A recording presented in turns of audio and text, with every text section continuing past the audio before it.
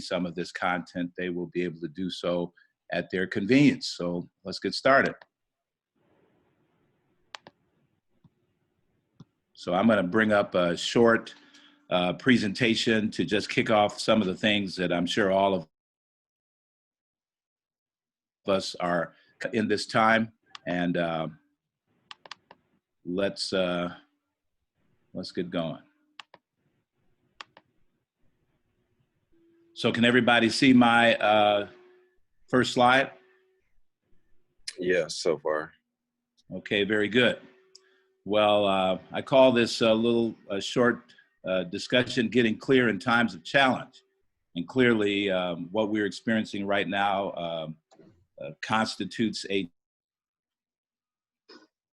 challenge. None of us have ever possibly been through anything like this unless you were possibly in New Orleans for Katrina or some other kind of catastrophe. This is certainly something that causes all of us to have to take pause and attempt to get as clear as we can about not only our business activity, but our lives, our families, our communities, and all that we care about.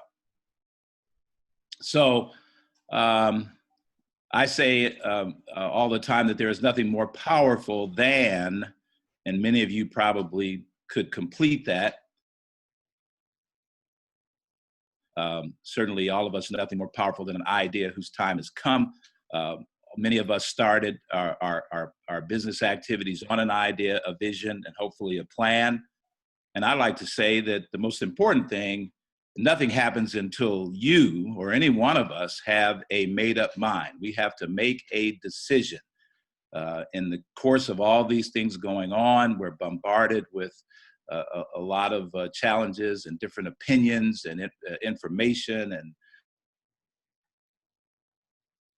everybody's fighting for our attention. But during time, we have to become clear and we have to make a decision. And presumably all of you that are on the call today have made a decision that your business is just as important as anything else going on out here. And you've made the decision that you are going to continue in your business to the best of your ability.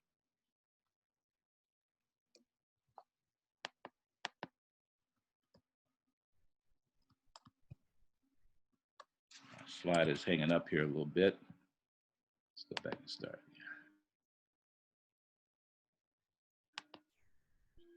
Sorry about that. So it all starts with you. Really, as I like to say, you're the answer to all the questions you have. As the person who started this business, first thing you want to kind of get clear is within your own mind. What is your mindset during this period of time? And recognizing that it's up to you to think through how you want to proceed moving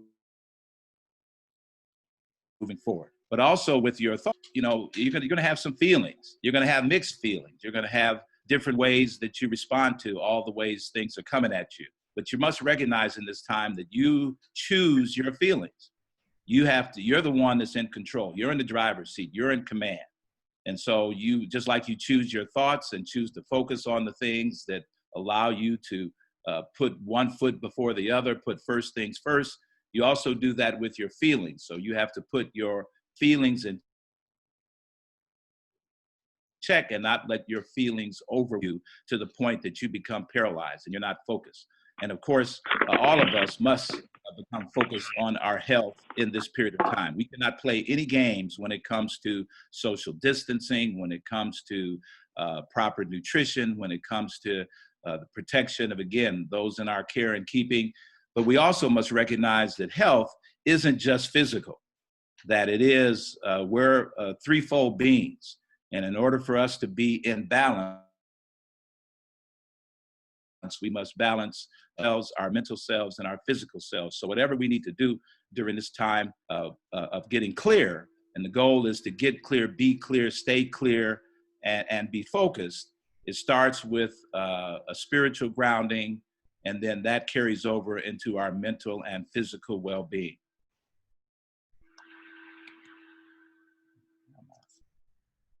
Slides are not moving here the way they're supposed to move. Can you go back to the first one real quick, so I can just take this screenshot, because I'm taking screenshots of it as my. And we can send this presentation to everyone that's here today. So I'll make you don't have to worry about taking a screenshot or a anything. I'll make sure we send it out to everybody. We have Okay. email for everybody that's here, so Thank you'll you. be able to get a copy of Thank this. you. No problem. So, one of the focuses that all of you that have been through the Shine program, how much attention you put into the development of your plan. But now all of a sudden, everything is tossed up in the air. And so you're asking yourself the question, how is my business, and I put in parentheses plan, because this calls into question, who are you going to help? And how does your business help? And as people are being sequestered and they can't do this and they can't do that, what was your business even about to help? Help who? And then why you? In this particular time when people are hunkering down and they're really focusing on needs and not wants, why you? What is it about you and your team that is of critical importance right now? How are you a critical business? And of course, why now in this time? And so these are questions not only I'm sure all of us are asking ourselves, but we also need to communicate beyond ourselves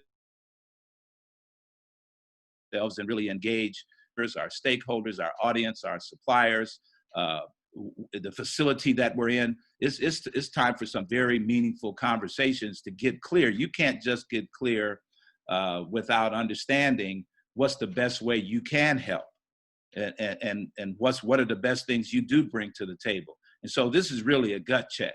This is a gut check. This is a reassessment. This is blow the dust off the plan and get extremely clear about your target market.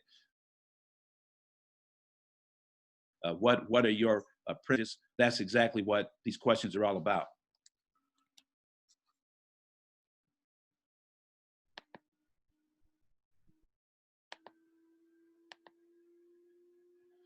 So I like to say one business can make a difference, and that's your business. And the most important thing during this time is to know your value. And as you start to rethink your value proposition, you want to perhaps think about what is the design of your business, what is it you deliver, and how can you create a sense of value, appreciation, and delight within your customers. Now, it's clear to me and hopefully to everybody on this call that the world will never be the same. So people say, well, when we go back to being able to get out and get around, well, let me tell you something. There's no going back. What's going to happen is going to be different in many, many ways, shapes, and forms. So why not use this time to come out and make it better? So that means that we have to think about how we've designed our business. And of course, the goal is to win. So during this time, one thing that we need to do, and many of you that have started, and we'll hear later today from the people on the call, that if you want to take advantage of resources, if you want to perhaps get emergency funding or apply for a grant or something, you can't do it without any documentation. So here's a perfect time, and some of us, sometimes we're so busy running around that we're not as organized as we would like to be. Well, here's our chance to pull everything together.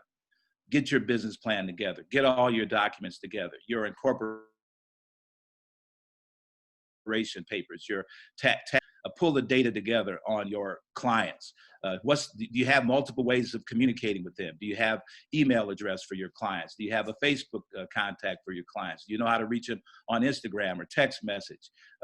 Pull your contact database together as best you can.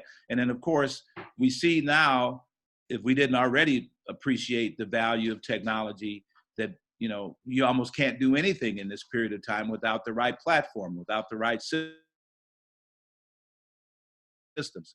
Everybody on the call, that either through your smartphone or tablet or computer, you're able to participate in this. But I think all of us want to try to figure out how can we upgrade our systems so that we can best take advantage of this situation and also be a part of how we connect and do business with our customers. So here's perfect time to pull all of this together, our files, our taxes, our invoices, our contracts, all of these things. Let's get a handle on the information that makes up what our business is about, who we engage, our suppliers, how do them, insurance policies, all these types of things, because as we're seeing and our speakers today will go through some of these things, all of this requires documentation to participate in any of this activity. And also it's a great time to really figure out who's got your back, who's on your team, who's your right-hand man or your right-hand woman, personal or business attorney, your bookkeeper, your accountant, you have someone in the insurance area. How about real estate? Who's your go-to person, not only for leasing something, but I like to say all the time that every business needs to have a physical infrastructure strategy and a real estate strategy. And we'll talk about that a little bit more later. Also marketing, who's helping you with how you present yourself in the marketplace. And then also a personal and business banker. We have to really strive to build strong relationships. And in this time where we're maybe not ripping and running as much as we normally do, this is the time to solidify key relationships important to your business. So everybody got that? So in this time too, clearly family matters. I like to say caregivers need care too. And some of us play critical roles within our family. And while we juggle all the time to put our personal goals and our business goals, now's the time to revise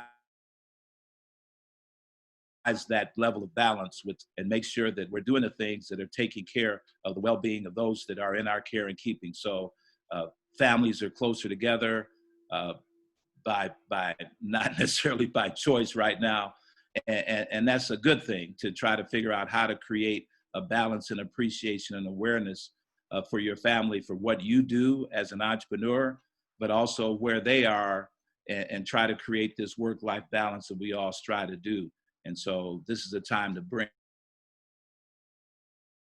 into focus those concerns.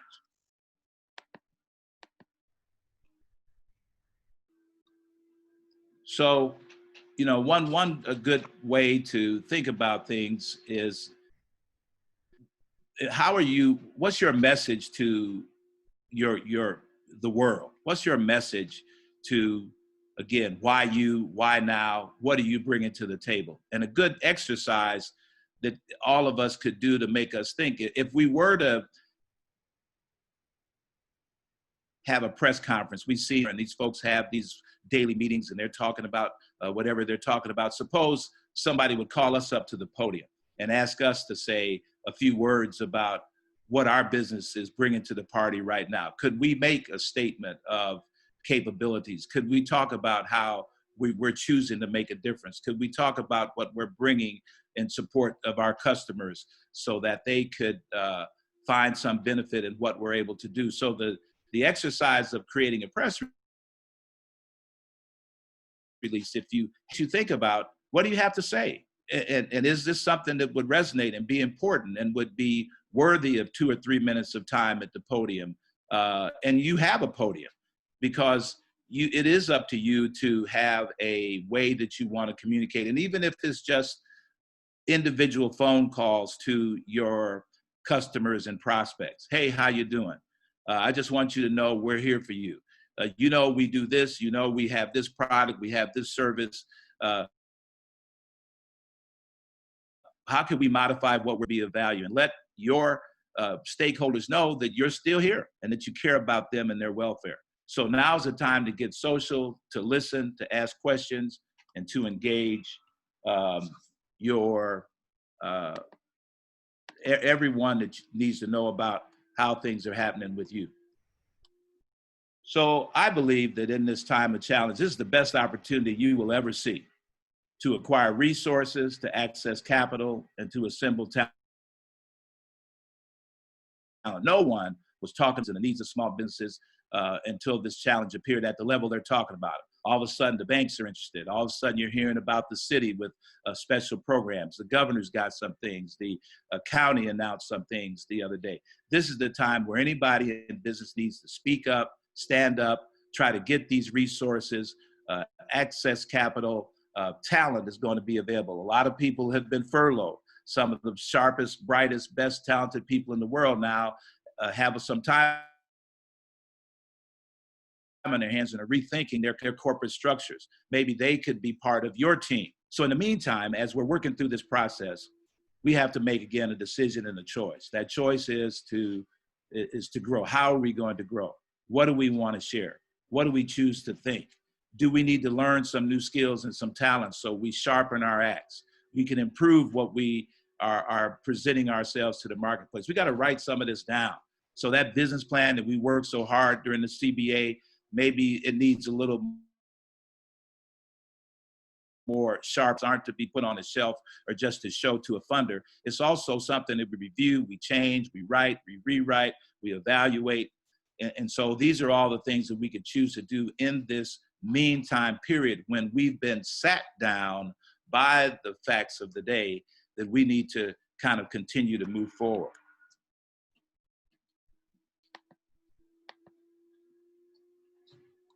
So I'm just going to wrap up here very quickly and bring on the rest of our speakers, but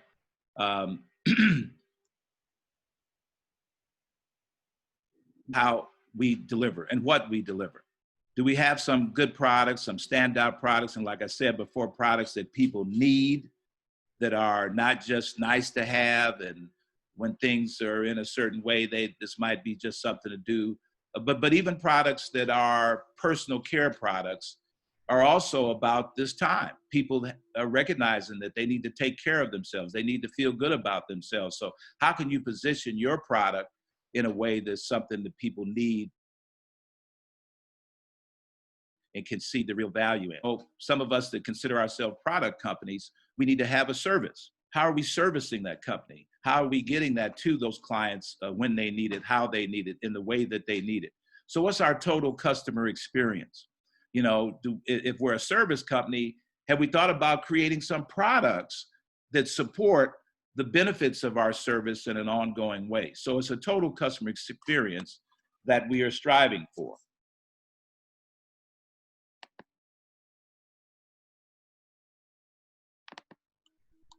So I, like us to take a look at something I call the 80-20 rule, and that means that how many people know what the 80-20 rule is? Anybody can speak about that? Everybody know what that means? For the most part, it's the ratio of attempts to closures, and it's usually associated in the sales field. So that's as far as my understanding is. Well, that's certainly one good way to look at it. It's also to say that if at all of your customers, you probably would notice that you get most of your business from 20% of your customers. So if you look at, out of the 100% of your customers, 20% of your customers are probably your best customers, your repeat customers, the customers that you do business with, the customers that always want to see you around. You got some people that you've done a little bit of business with, but the 80-20 rule says that 20% of the ones are giving you 80% of the revenue. And that applies across the board. Some of us may have a product line, but in that product line, we've got some core products that are really driving 80% of the opportunity. We've got some core services that if we're a construction firm or a services company, or we're in personal services, there's some services that make up the core of what people want from us.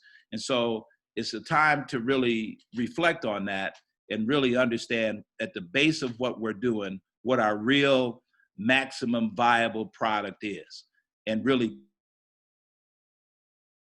get focused on that 20% that's going to bring you 80% of the revenue, be there your customers, your products, and or your services.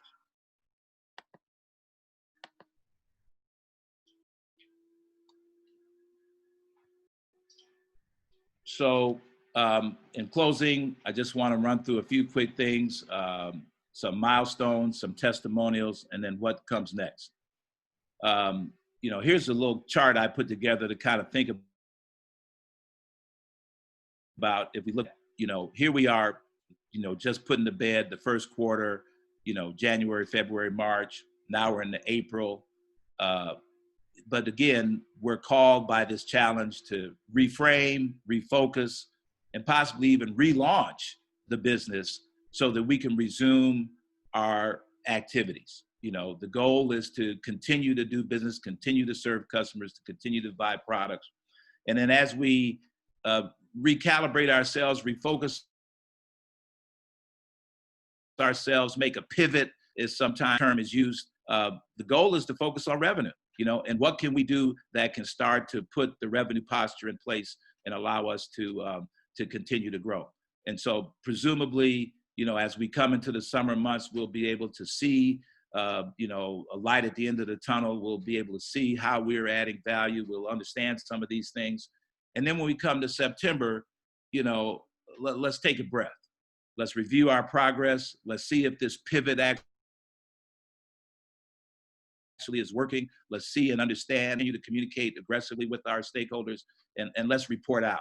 Let's report out to our stakeholders and everyone kind of what our status is. And the goal is to kind of close strong in the year, to gather financials, to create a new forecast, and get a real clarity on continuing to move ahead. Because again, what's going to happen in 2021 and 2022 is nobody's guess how things are going to be altered. And so we're going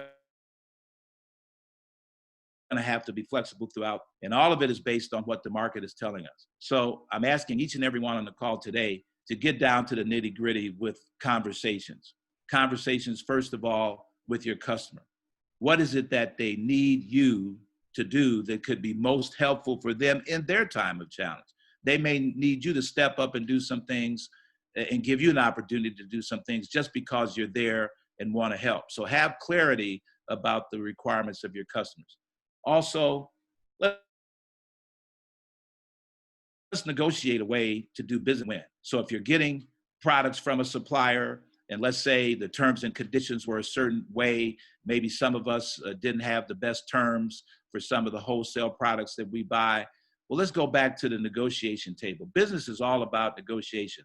Your lease, your space, everything that you do, you know, negotiate something that's a win-win for you by having a conversation with all the people that can help you be successful. Maybe they could extend your terms. Maybe they could extend your credit. People are going to be excited to work with people that want to work and continue to move forward in this time. And of course, the people that are coming up behind me are going to talk a lot about this, but you have a plan to put money to work, and you can show them how putting this money to work is going to allow you to keep employees, retain employees, continue to support the growth of your business. So let me wrap up and get out of the way and allow some folks to come on and really give you some meat and potatoes of what's happening right now. But let me just say this: you have leverage. You have leverage. You know, use it. You got stakeholders, you got customers, and probably the most important thing is you're part of a community. I personally in here is to make sure that this Sunshine community becomes the most active and engaged and sharing and participatory business community that anybody's ever seen in the city of Chicago. With almost 700 people a part of this community, some of those folks can be partners. Some of those folks can be customers. Some of those folks can be allies and contributors. We're all here to see each other win. And this is the time that community can make all the difference in the world. So again, I want to thank each and every one of you for, and I'm going to turn it back over to Sandra. And I'm out of here. Your best is yet to come. I know all of you all didn't come this far to quit. Recognize you have a tribe in Sunshine, and Sunshine definitely has your back. And again, I'm here with all the rest of the coaches and all the rest of the administrators to make sure that we are not going to leave any stone unturned to make sure that you're successful. So thank you very much. Thank you, Bruce. Thank you. We appreciate you. Thank you, We Bruce. really do. Thank you, Bruce. Well, thank you so much, Bruce, for that presentation. And again, I'll send this. It was kind of moving. Yes. And we'll make Yes. sure we get that out to everyone. And also this webinar or this workshop is being recorded. With that being said, I just also, before I turn it over to our next speaker, I want to let you all know, if you have a coach, please reach out to your coach. If you don't have a coach, please email me and we will get you scheduled or set up with a coach. Especially during these times, there are a lot of applications out here. They're very complicated. And so we want to make sure that you are filling out these applications the right time, the best way and the right way the first time. We don't want to have you all have to wait, send an application, realize it's not correct, then you have to get it back, fill it out. So if we can set you up with a coach that can help you, if you have to fill out any application for loans or grants, we can assist you with that. And we have coaches who are already lined up to assist you. So if you need a coach, please feel free to reach out to me. You all should have my email. Consider I've been bombarding you with all types of emails and workshops and focus groups and things of that nature. So please feel free to email me if you need to be set up with a coach. But with that being said, I'm going to turn it over to our next speaker, who is Edwin Romero, who is a digital strategist, and he's going to talk about all the fun things when it comes to technology.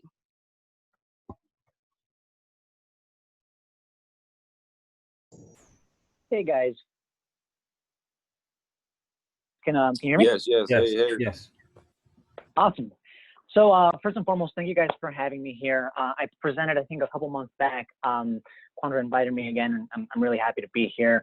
Hope to share some insights. At any point, feel free to stop me, ask any questions. I do have a presentation to go through, so I'll walk through that. I wanted this to be as conversational as possible, but ultimately, let's go ahead and get started. I'm going to go ahead and share my screen. Let me know when you guys can see it. Okay. We can see it. Awesome. So when I was trying to put this together, and after doing a whole bunch of research around what small businesses, entrepreneurs, and ultimately brands are doing online, they're trying super hard to stay relevant. You know, they're trying to stay relevant during a very turbulent time, which is the coronavirus, COVID-19, you know, and we'll get through the mindset and behaviors that customers have in our businesses. But I think the core element across the board is brands and companies and small businesses are trying to stay relevant. That's where the money comes in. Ultimately, staying relevant, you know, you stay top of mind for your customer, and ultimately you see business come through. In this case, what you might see is business taken on in a different form, but we'll talk through that right now. Just an agenda, just an introduction, who I am, where I've been, the playing field, possible new strategies, examples, and the like, and ultimately a summary, things you guys can take away after this call. So an introduction, I am currently an SEO manager at Capgemini. I have 8 years of experience within the digital space, helping small businesses, mid-sized clients, as well as enterprise level clients or corporations. My specialties include digital strategy, content strategy, as well as a technical liaison with development groups, and I'm a Chicago native. With that, the one thing I haven't added on here is that my parents, so this affects them as much as it affects you guys, and something that I know is near and dear to my heart. So with that, I want to set the scene for you guys, who the players are, what the playing field looks like. So before COVID, this is what it essentially looked like at a very high level. You have your business, your brand, your identity. Below that is ultimately the products and services that you guys offer, you know, and that can be sold through a storefront, through whatever shop you guys have. So a brick and mortar, a restaurant if you guys sell food, groceries, maybe even an office space or on-site visits. You might engage in something like services and utilities where you actually go on-site for your customer. And ultimately, our goal as a business is to sell all those products, all those services to our customers, our clients, and our supporters, our brand advocates. So, you know, before COVID, that's kind of how it looked like. I imagine, and you guys can correct me if I'm wrong, you know, on a good day, we'd get customers coming in on a regular basis. I mean, I know we'd have to hustle for it, but we'd get them nonetheless. Unfortunately, the way it looks like now, it has cut off those ties. So our basically the resources that we had used for selling have now been cut. You know, we think about localization, we think about interaction with our clients, our customers.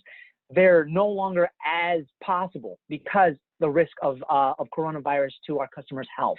And I wouldn't be surprised, a lot of you are feeling this, like all the other brands, all the other businesses that exist out there.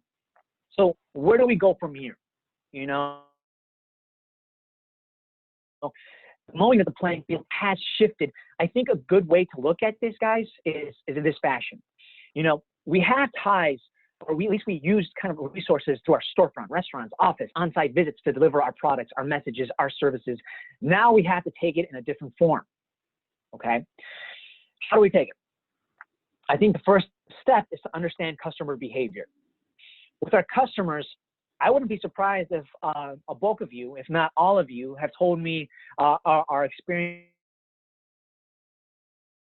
that your customers are going through new priorities. You know, maybe some luxurious things, some luxurious items aren't top of mind. Maybe priorities have shifted to health, to family, to making sure there's food on the table, knowing that there might be a looming economic downturn. With that, new thoughts, like I mentioned, they've shifted to one that's more about, let's stay home. Let's make sure that we can take care of the necessities. And with that, there are new behaviors, which you may have experienced already, like other brands in the city and around the world. They aren't going outside for shopping. They aren't, customers aren't mingling as much with, you know, vendors, with stores, even with, within their social groups. Things have shifted. What they're doing now is they're engaging more so on their phones, you know, on their tablets, on their computers. They're on the web so much more, and they're not even on the web for buying products. They're on the web to find out information, information around how to take care of themselves at home, how to keep busy, learning new things, using the web. The web itself, the internet, has been just one of the best inventions, I guess, to humanity, that the humanity has experienced. And as such, our customers are using it even more so now than ever.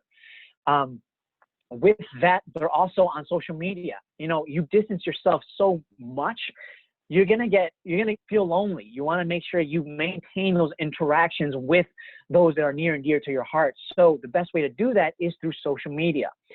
Now, I know I don't really do this, but my wife does, and I know a lot of folks online do as well. They learn new things, they learn new crafts, they try to intake news of all sorts through videos. It's a platform, a medium that is easy to digest and ultimately super easy to use. So what does this mean for you guys? I mean, what you've noticed on the right-hand side is I've crossed out your business, your brand, your identity, you know, and I don't mean this as none of this matters anymore. That's not what I mean. What I mean is that the new priorities, the new thoughts and behaviors don't align with what we have to offer for the time being. And so I think this, as business owners, this might be your opportunity to reshift how you guys have functioned as businesses, brands, identity, I guess, with your identities, so that your relevance and your value falls in line with your customers' priorities, their thoughts, and behaviors. Okay. So knowing that behaviors have shifted towards mobile, to phones, towards the web usage, towards social media and new videos and videos, I should say, I think the tools that exist out there, they're even more prominent. We have to shift focus to using our website, using web properties, assets that exist online. That includes things like Yelp, that includes things like your website, that includes things like Google My Business. I'm not sure how many of you had joined my presentation back in the fall last year. One of the things I talked about was Google My Business. This right now, if you guys aren't aware of it, Google My Business as local businesses is going to be extraordinarily crucial for you. Social. Now, I think this is one where you might be experiencing pretty pretty regularly, or, you know, on a personal level. You know I find myself going on Instagram, on Facebook, other social platforms like Quora. Find out where your customers are. You know, if they're using Instagram, see if you can use it as well. You know, make sure that you are appealing and are relevant, providing value through things like Instagram, through Facebook, and any other social platforms where your customers might be found. Last but not least, video is going to be extraordinarily crucial. What you might find is that your customer might lean on video education. They might lean on video education for maybe foods, for cleaning, or taking on new activities at home. Don't be afraid to use things like YouTube, Facebook video, Instagram video, to make sure that your customers are enticed with that type of content. You know, there's opportunities to teach your customers. Again, this is meant to, yes, keep your brand, your company alive through relevancy and value, but it's also meant to connect instead of sell. Right now, customers in the population are worried. They want to make sure that they're well taken care of. They're well taken care of. And what better way to make sure they're well taken care of through these types of means, through providing education and connecting, okay? So what I want to do right now is talk through new strategies, but if you give me 1 second.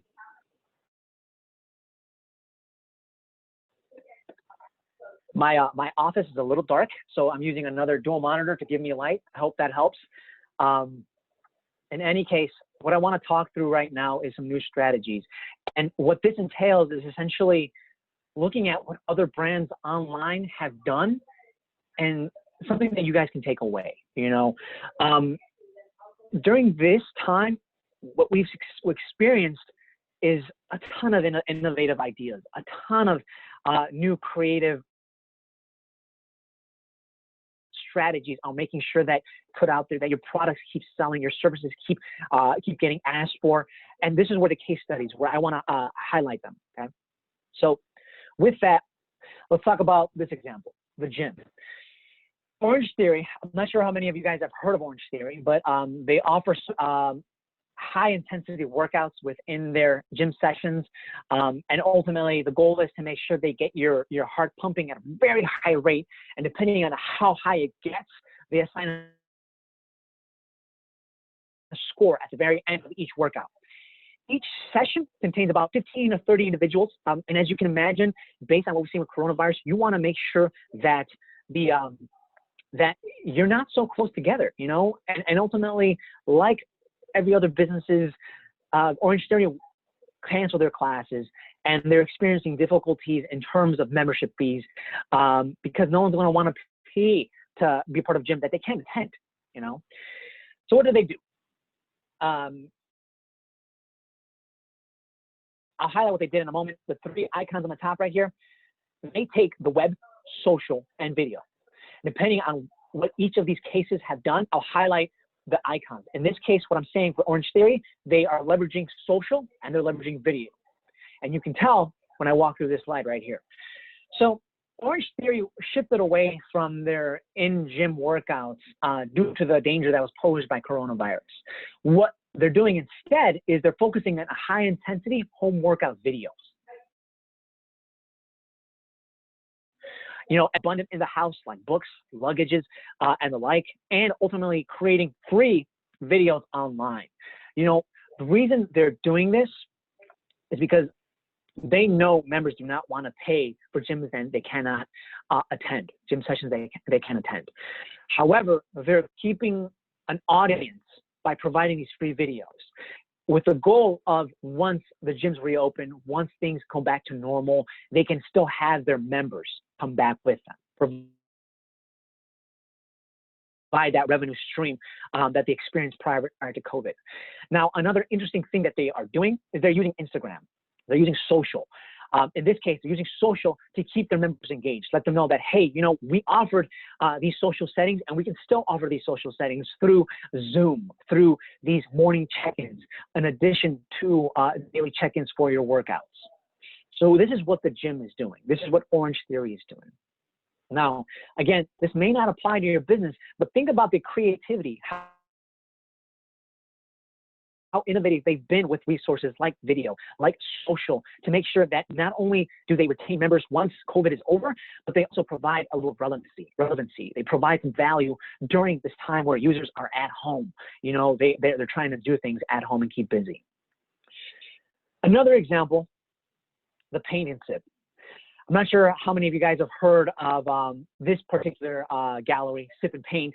And if you're not familiar with paint and sips, what they do is essentially you take a bottle of booze, you go to a gallery and start painting with your friends or whomever. Time. I've done it. It's a great time. So what Sip and Paint had done was they provided painting supplies for their gallery. They hosted a ton of events for what I've seen, students, dates, just friend hangouts, so on and so forth. And like Orange Theory, unfortunately, during this time, it's become a risk. It has become a risk to having so many people cooped up in a single location. So what I want to show you what they had done. What they had done is they leveraged social and video. They shifted kind of like at-home activities. They do at-home deliveries. They drop off their painting supplies or kits to a specific location for whomever, and they hosted virtual classes. Again, the only thing you have to worry about, honestly, is probably cleaning up after the mess. You know, if you're cooped up with your wife, your kids, or even larger family members, Sip and Paint would have ultimately dropped off these kits and keep you busy for an evening, particularly Saturday nights. Sip and Paint using resources that exist online to keep their audience engaged. But not only this, they're actually experiencing revenue with this. You know, they are selling these painting kits so that they are used on a regular basis, and they're hosting virtual classes and ultimately showing this off through Instagram, through their social platforms. The grocery. I think this is one that a lot of us are concerned around. I honestly was going, if I could stay and you know, avoid going to groceries, I would, but you know, we have large families. So Tony's Finer Foods was a grocery that provided for families and the neighborhood. Like in a lot of areas, unfortunately, it's the only grocery store in our specific vicinity. So making it more difficult to come by, and you risk to go out there, risk yourself in terms of health. But groceries like Tony's, and including Target, Whole Foods, the majority of other groceries out there are actually leaning online. In this case, Tony's is using Instacart. I'm not sure how many of you guys have heard of Instacart, but they're a service that ultimately helps deliver your produces to customers. What they also have is some online shopping. In case you keep track of purchases online, Tony's is leaning on this even more so now than ever. And if you're not familiar with online shopping, I'm not sure how many of you guys, you may look into shifting towards online. A lot of brands have actually leaned on online. I myself I am taking my parents' shop and converting it to an online website using Shopify. Now, if you guys have existing websites, or if you don't have a website, do some research. You know, see what works out best for you. Maybe something like WordPress would do the trick. If you guys are on WordPress sites already and you want to convert it to online shopping, you certainly can do that. The beautiful thing about WordPress, maybe you're on Wix, maybe you're on another platform that has e-commerce capability, so online shopping capability. See if your audience is even online. You know, if they're looking to get things delivered to their home, online shopping is the way to go. Okay? So the last slide I want to, in this regard, these strategies here, it's not so much a business case for a specific business, but it is a case for a city. I call this one the citywide picnic. So Austin, like Chicago, had faced citywide restaurant closures. And with that, you know, they still wanted to get their food out there. You'd be surprised how often customers, how much the public really cares about small businesses. I know I care a ton about small businesses. I know there are a ton of folks in Chicago that care about small businesses. Austin being a city just like that, What they did was they implemented a living room picnic, this sort of theme, this topic that was citywide, where they encouraged customers to order from their favorite restaurants through services like Uber Eats, DoorDash, Grubhub, these services that help to deliver foods from restaurants to your customers. So they took this innovative approach to make sure that, you know, we get customers coming by, we get customers buying, let them know that it is safe to actually order in, you know, instead of going out. So living room picnic. Now, how this applies to you guys, there is always there are innovative, creative solutions that exist for small businesses. You know, maybe the previous slides weren't applicable to you guys, and it's completely fine. You know, it's hard to apply one is to make sure you guys start thinking more innovatively and creatively. And that's what the goal was. So I want to provide a summary, and I'm open to questions. I'm open to any kind of comments. Connect. I think that's really important. Connect and then sell. You know, I'm not sure if you guys use any emails, but I get tons of emails. They're extraordinarily insensitive, if I'm being honest. I get an email. I got married a year and a half ago, and we used a limousine service, which required us to submit our email address. Now I get emails around quarantine and dating, quarantine and get your kids in the limo, you know, go around town. That's fine. But right now, my concern is not going inside a limo and going around the city. My concern is what can I do to stay healthy and busy here at home? So something like that is very insensitive. I get another email that was essentially around, are you sick? Are you feeling well? Listen, I understand that you want to check in with your customers, but don't entice users by kind of using this sarcastic, that sounds like I got this sarcastic tone with their emails. Be sensitive, connect with them. Yes, connect with web, you know, connect with social through video, and then sell. Okay, don't sell, then try to connect. Understand where your clients' priorities are and their behaviors. You know, your clients might be different than others that you've encountered in the past. So understand where their priorities are. And I think a lot of customers, their priorities are essentially aligned with staying at home, staying healthy. You know, speak to those priorities. If you're a home cleaning service, see how ultimately you are keeping your clients' priorities in mind, how you're keeping healthy, how you're keeping your supplies clean and safe, and adjust based on their behaviors. You know, when I say behaviors, look towards how they're using social media, how they're using the web, how they're using video, what they can do based in line with your services and products to keep busy. Now, like I mentioned, align your priorities with website, social, and video. And when I mean web, use Yelp, guys. Use Yelp, use Google My Business, use a lot of the tools that exist online to connect with your audiences. Again, it goes back to that first point, connect. Connect through your website. Maybe online shopping isn't for you. That's completely fine. And, you know, you can have messaging online, on-site, talk about COVID-19, how you guys are taking precautions to make sure you're taking care of your clients or your customers. Like I mentioned, connect social and connect through video. Above all else, you know, one thing I want you to guys keep in mind, what I want you guys to keep in mind is provide relevancy and value based on your customers and clients' priorities and their behaviors. Tying it back to that insensitive limo service, you know, that wasn't relevant. That provided no value for me, you know? So why would I sell my services to someone that is being to degree insensitive? You know, stay relevant based on those priorities and behaviors, and try to connect and sell, and then sell to your customers and prospects. Okay, so that is all I have. I think ultimately I have an appendix with tips that you guys can take away.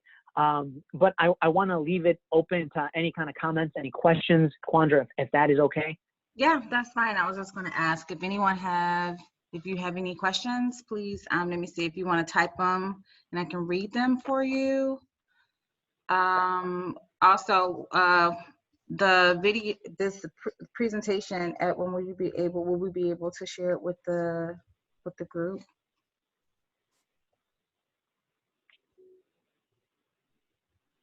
Oh yes, yeah. I'm so sorry. I thought, yeah. I can send that off to Quandra after the presentation, and you can feel free to share it. Okay, great. Does anyone have any other questions? Okay. Well, wonderful. I think you did a really good job then, Edwin. No one has. Thank you so much. We really appreciate that. We really enjoyed that. I did have one thing, Lev, and I do apologize. Yeah. Well, thank you. I appreciate it. I know this is a tough time, guys. I have one question. I'm present. Of course. I have a question. Yeah. Because you're talking about social media, I know, like, I've generally used Instagram and Facebook. But now you like, there's this rise in all the other things, right? So I think everybody's taking to Instagram and Facebook, and but you you got LinkedIn, TikTok, and right. How do you, like, what's your formula or idea for picking or choosing the right social media platform? Yeah. So that's a really good question. So it really comes down to understanding your audience. Honestly, like, what are they on? Are they on? As customers, I'm not sure how many are on LinkedIn. If it's an older customer, an older consumer group, they might not be on TikTok. I barely know how to use TikTok. I'm usually on Instagram. If it's an older customer base, maybe they're, or maybe they might be on Instagram. So I think it comes down to actually knowing your audience. But in addition to knowing your audience, knowing how they are right now during COVID-19, during the coronavirus. They might be on Instagram a little bit more often, or maybe they're even looking for news, maybe looking for tips. They might be on YouTube, depending on what you're selling. They might be on YouTube for trying to learn new recipes or hints or how-tos. And I have another question, Edwin. I'm sorry, did they answer your question? Go ahead. Yeah, so it sounded like there was no way to tell where the customers are, and I think, because I remember the exercise where we had to kind of do the market research and kind of study, like, the behaviors of our ideal clients, but because of COVID-19 and the shut-in and how everybody's online now, I was kind of looking for some guidance around finding those in the virtual world. But it sounds like it's kind of, I don't know, what I took away was kind of trial and error, or just try everything. Is that the? No, I wouldn't try everything. I would not try everything, because, like, your audience might not even be on TikTok. They might not be on LinkedIn. I would probably lean on Instagram and Facebook, and even YouTube. I know with Instagram, I like it a lot because you can search through hashtags. So if you understand your business, maybe look at possible hashtags that you can go ahead and search by and see what the content is like. The more content, it's more competition, but it's more than likely that people are actually looking for that content. Okay. Thank you. I have one other question. With a lawn care and landscaping company, the question is, what kind of, how can they pivot their business in a lawn care and landscaping company? A lawn care and landscaping company, I think, and forgive me if I don't know the industry, and I'm a little bit, lawn care and landscaping company, you are probably not interacting with people a lot more often than someone like maybe home cleaning, or even like, just groceries. So my advice to you is leverage your website, your web assets. If you have an email address, if you have an email list, use that. Tell your customers, your consumers, hey, listen, we're taking all the necessary precautions to make sure that we don't inhibit your health, and then we don't inhibit our employees' health. You can trust us, and with that, the goal is, again, let's get back in business. Let's make sure we can take care of your lawn and your landscape during this time. Okay. The other thing I found really, yeah, please. It's what was just being said. So I understand where you coming from with everything you're saying. Just to comment on the last two people question that had a comment / question. The first guy,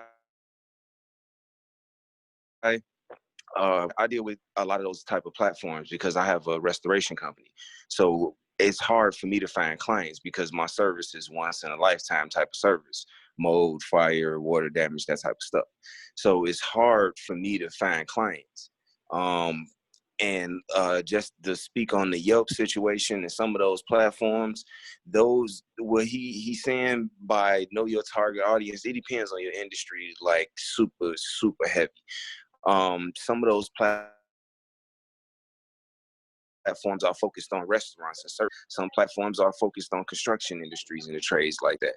So it's just like see what that platform demographic that they capture to know if it's the type of clients that you deal with to see if it's even worth being on that platform. Moving forward, with the marketing on the internet, so like I'm getting ready to do the Facebook and start the Instagram and stuff, but for me, I'm leaning more towards spaces and situations where I need to pay for leads or pay for the advertisement type of thing. Right. I don't know, like I don't know, I want to know is like, because my industry is such and as specific as it is it more, I don't know, is it more of a way to find a wider diversity or a wider range? Because Well, Michael, I can my tell industry is you, only that used. yeah, with you, we can definitely get you a coach to Yes. help you work through those thought processes and some of those options.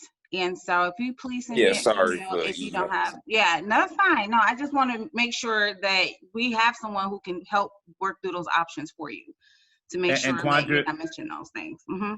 And Quandra, if I may, this is something I talk about a lot, and that is a lot of businesses see themselves as only service-based businesses. But if you were to unbundle the services, some of those could be products that people would use on a normal basis, but they just don't think of them as a product. So Right. when you go through a restoration project, you probably, if you look at all the steps that you do, some of those include, it could include waterproofing, it could include a removal, it could include, is to take a look at all of the steps that you have in your process and say, if I just offered one of those as a product, and anybody could get it, whether they had a complete restoration job or not, they might say, yeah, I would take that because I would want my home to be this or that. So Yeah, and then we did that because at first we were doing everything on more of a general contracting level. So now we only do what's associated with what we do. Waterproofing is more of a separate I'm sorry. and I was just using that as an example, but the point is, in a coaching activity, we could sit down and come up with a range of strategies. And then like Edwin talked about earlier, the most important thing when you're communicating on social media with both customers and prospects is to understand what is their preferred method of getting information that works for them. So nothing, works better than when you're talking with prospects or suspects, say, hey, do you mind getting a text? Or do you check your Facebook page regularly? And you will find that depending on your product or service, you will find your customers fall into some areas that work best for you. Okay, and I want to, I know Erwin has a hard stop. I'm sorry. I know what you're all talking about is very important. Michael, I'm going to make sure you get hooked up with a coach to answer those very important questions that you have, because we want to make sure that your business stay very successful during this time period. I know there was another question, and I know Erwin has a hard stop. I have time for one more question, and then I do have to hop on. Okay, so Beatrice, I believe you had a question. Did he answer that question for you? Okay, well, okay. Well, maybe he did. So, Stephanie, did you have a question? It wasn't a question, but for the landscaping person, I'm just thinking like my salon, we have a database of about 200 clients that I built up over the past 3 years since I started my business. Have you thought about partnering with people that have an existing client database and possibly promote your business through email or something like that? Like I would be willing to promote your business through my shared database, which is about 200 clients right now. Great. So that will be for the landscaping question. That's a great example of being creative in these times, as was earlier Mhm. mentioned in our start of this session. Thinking Mhm. outside Exactly the it. box to continue That's to exactly keep it. things going. Absolutely. Okay, well, Edwin, did you just want to go ahead and wrap up? Guys, Thank you. I'm sorry. Thing, Edwin, before you left, before you leave, and again, this is not exactly a question, but wouldn't it be good too if us as Sunshine Enterprises kind of interlinked and was able to share the database like Stephanie said, because I know many of us do food, we could share contacts, connections, make introductions, things like that. Could the coaches help us do those things? Absolutely. Laura, did you want to chime in to that comment? Sure. We've been looking at different platforms to make inter-alumni connections easier. For a start, make sure that everybody on the call is on the Sunshine Alumni page on Facebook. And then Quandra, Bruce, and others are thinking about how to make it easier for that alumni to alumni connection that we just saw happen here. And so one of the ways that we're going to start that is doing Zooms by hub, so that we're building community and reporting out on what's happening in each hub. So we're building relationships that way, encouraging more people to use the alumni Facebook group. And our marketing consultant had also built out some sort of industry pockets there. And then we're coding our database for industry. We're coding our alumni database by industry as well, so we can develop other strategies as well. So we're very open to all suggestions for connecting up alumni to share resources like shared database. Wonderful. I appreciate that. And Edwin, you've provided so much pertinent information for how I can move. I know for my business, move forward, try to get more online and getting things. And I've actually started some of that checking in customers, sending emails saying, how you doing? We know that these are challenging times. We're here if you need us. We appreciate you and stay blessed and healthy. So we've begun doing some of that. So we appreciate the reinforcement. No worries, no worries. And I'm sorry, I was going to say, I think we have one last hand raised. Beatrice, did you want to say something? Yes. So my question is, someone kind of explained with the lawn care and landscaping company that I have, I've tried to, get services and or products online, and I'm having an issue with that. I wanted to maybe get like an herbal garden and ship that out to people to get them started doing something with the kids or whatever. And I've been trying to locate like drop shipping companies and things like that in the US so we can actually get it shipped out to them. And I'm not, are there other products that I could possibly offer them? Possibly. I mean, that one's a little bit more tough because we talk about logistics, and there might be more resources at a local level depending on where your customer base is located. I mean, thinking regionally as opposed to nationally. I mean, if you have products that are ultimately sold elsewhere, and you can don't want to say you're upset with Amazon, but things like using a third party to help facilitate that connection. And unfortunately, I don't have an answer for you off the top of my head, but maybe looking at the logistics at it from a different perspective, as opposed to which it sounds like you're already doing. Yeah, I do apologize. No worries. Thank you so much. I appreciate your time. No worries. I do have to hop off, but I do want to say one last thing, guys. You know, I feel as if humans, when pinned against the wall, that is when we are the most innovative. I feel that's a fact. And right now, as a society, we are pinned against the wall. But I promise you, with creativity and innovation, I think we can come out this even stronger and more intelligent than ever. So with that, I'm gonna hop off. I'll share this deck, but please be safe, stay healthy, and the best of luck to everyone. Thank you. Have a good one. All right. Okay. Thank you. With that being said, we're going to move on to our next presenter, Miss Andrea Thompson. She's going to hopefully dive a little bit more into the social media platform and how to get your business more present. I will let Andrea take it from here. Thank you. Hi, you guys. Can you all hear me? You can hear me? Thumbs up? Yes. Cool. Yes. Okay, great. So I'm going to go ahead and just get started. And I really want to tell you guys a lot of good stuff. I don't want this to be my traditional workshop, because I think that most of you all have probably seen me at one of the CBA classes doing the marketing mix, or marketing magic rather. So I want to pivot, because we've all had to pivot, and now it's a heavier reliance on digital and social media.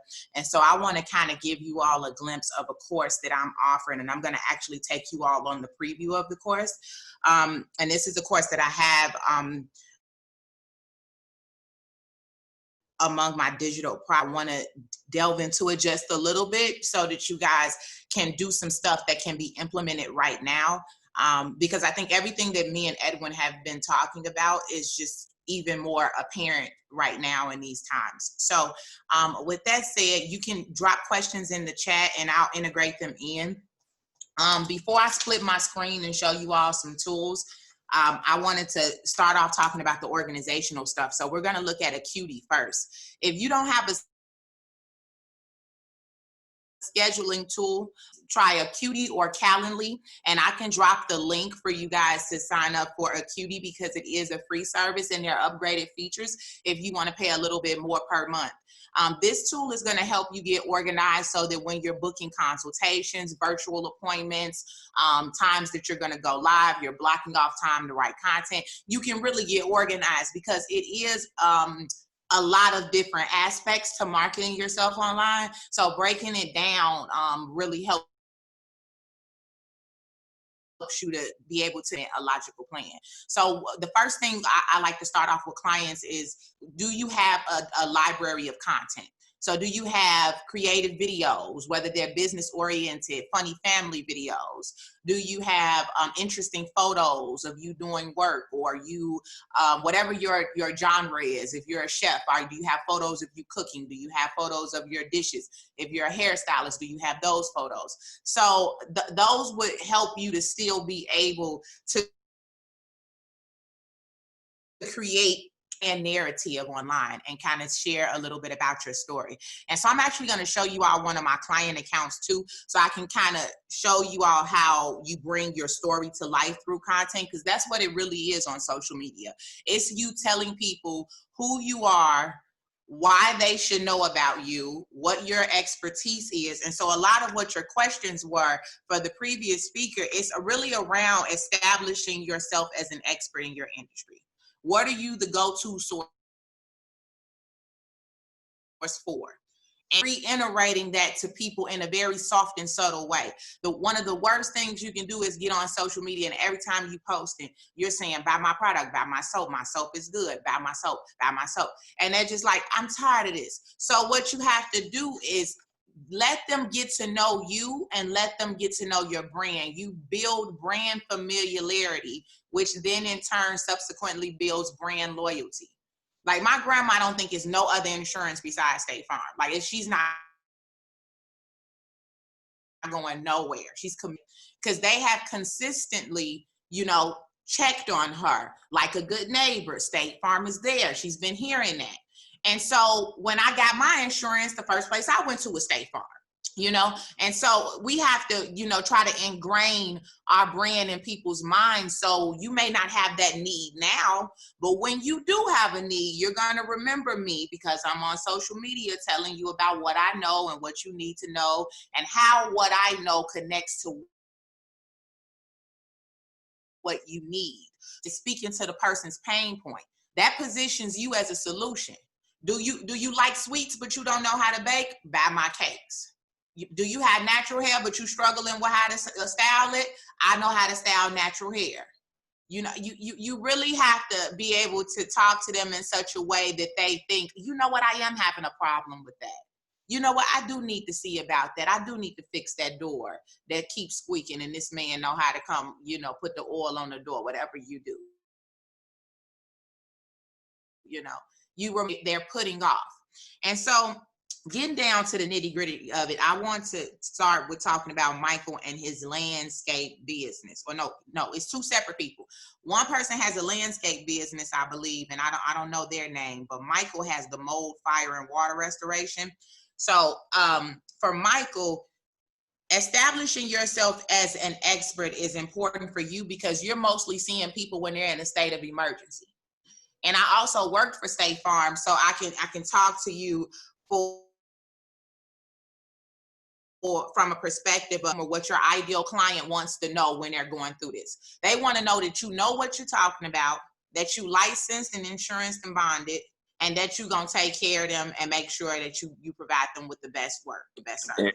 And we do. That is exactly where we at with it right now.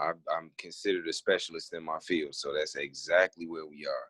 It's just my nearest competition is basically $1 billion corporation, which is so. I'm not even talking about your competition yet because I think like, okay, so when I say establishing yourself as an expert, I want to preface that by, you know, some things that we do are online and other things we do are offline, right? And the offline things we do, we create social proof so we can post about it online so that people know that we're making moves in our industry. If we're going to school, you know, we're perfecting our craft. If we're speaking, we're, you know, establishing ourselves as an expert. So, you know, thinking about how you stand out on the platforms and you talk where you need to be. If it's LinkedIn, if it's Instagram, if it's Facebook, you need to have some content that speaks to that. So it's spring, right? Stuff is growing, you know, for the landscape person. They could go in their backyard in their garden and go live and plant something and talk about how you need to have the proper soil to plant. You need to put down this kind of grass, whatever. It's spring. Go out there and go live or create a pre-recorded video. For you with the fire, it's an informative thing. So it's check your smoke detectors. You just working properly. I would hate to come on the back end of fire damage to your property. That's the direction I'm literally going in. That's what creating the YouTube is for, because I noticed that information and learning stuff, teaching type of stuff, people are engaged the more of like 80% of the time, no matter how long it is. So that's the next direction we're going in, is to create a YouTube is just informational, because like from all of our clients, that's one thing, is one key. Michael, engaged as long as you might think. I don't think people are engaged that long. People are very quick with these scrolling fingers. And I think, you know, more so than thinking about, because I do see what you're saying and thinking about it in terms of where people digested the most information. That's why you're saying YouTube. Mm-hmm. But think about it too from the perspective of, I can drive you wherever I need you to be if I'm saying something that resonates with you. So I can capture you on Facebook and I can drop the link to my YouTube and move, you could, you know, drop the link to my LinkedIn and my IG and move you over there. But it has to be consistent around the board, the branding, the feel of the brand. It needs to be, when I see you on YouTube, it feels the same and sounds the same, unless you're creating a different audience, and that's a different. No, it's consistent across the board. My logo, the website, everything is consistent across the board. but I don't have, like, I need your services, but I don't want to take up too much time. Definitely thank you, and I'm going to be getting in touch with you. So I was going to touch on too, some Facebook groups. Facebook, before this happened with the epidemic, Facebook has been very intentional about having these meetings across the country, and I attended 2 of them with business owners, encouraging them to use Facebook groups. They even had ads taken out, like untraditional ads, TV ads about Facebook groups. And so I went back to all of my groups because I haven't been active on my groups because I've been managing my client accounts, but I went back to my groups and started putting out content there because I knew it was something with the groups. Why were they focusing on that? That's a man engage. Facebook has another thing called workspace. That's how the businesses are going to engage. This is changing. To reiterate what Bruce Montgomery said, this is in fact changing the way that people do business, the way our kids go to school. I'm having a conversation with Genius Lab about that later on today. So, for parents who are concerned about that, that's a conversation that we need to talk about as well, how we engaging our kids using technology. And so not to divvy off too much, but with regard to where you need groups, you want to find your tribe and join and engage in that tribe. And then you want to grow your own tribe and engage that tribe. So you might want to have a Facebook group, or you might say, I'm not ready for a Facebook group. I don't have enough content. I don't know what to talk about. Well, then at least put up a Facebook business page, and you can post on there, maybe not every day, but at least a few times a week, right? So let's show you an example of this. I'm gonna go ahead and split my screen because I think I'm going slightly over and I want to be mindful. Let's see. We're going to start right here with Facebook, and then we'll move over and I'll show you guys Acuity real quick, which is the calendaring system that I was talking about. And then we'll go to my course after that. So can you all see my screen? Yes. Okay, Yes. great. Yes, we can see it. Awesome. So this is Gwen Shaw. She's actually been to Country Financial as one of the speakers. She's an insurance agent. She is an American woman to have a Country Financial agency in Illinois. So she's been doing this for a while, very informative and just an expert, all around expert, great person. So her daughter was doing her yoga instruction yesterday, and she went live on her personal page. So I shared this to her business page. It doesn't per se have anything to do with real estate, but it does a little bit because insurance. Insurance is about staying healthy because they want to promote you staying healthy, because staying healthy, going to the doctor and creating high costs for them. So health and wellness is very closely correlated to her industry. So I shared out this content because you do need to have a separation from the sale. Now her personal page is more robust than her business page. You retain services with me. So we're trying to build momentum to the business page. So we're using the personal page to drive traffic to the business page, right? So she's posting relevant content, running out of ways to keep your kids busy. The parents at home, and they are really trying to find something to do their children that can offer them an experience for their children. You should be creatively cultivating that. Do you make soap? Go live and teach people how to make soap with their kids as an experience, as a science project. You have the gardening or landscaping. Go live and teach the kids how to plant something. You do hair, teach the women how to do their kids' hair. It's a lot of ways that you can engage. It's a lot of need right now. And if you can assess the need of your audience, then you can provide them with something that they're looking for. And it may not be a product or service now, but you can make yourself memorable by how you engage with them now, because trying to sell to them after this and you haven't touched them during this, it's kind of like that friend that after the pandemic, and you didn't even check on me during the pandemic. Like, I don't even have nothing for you.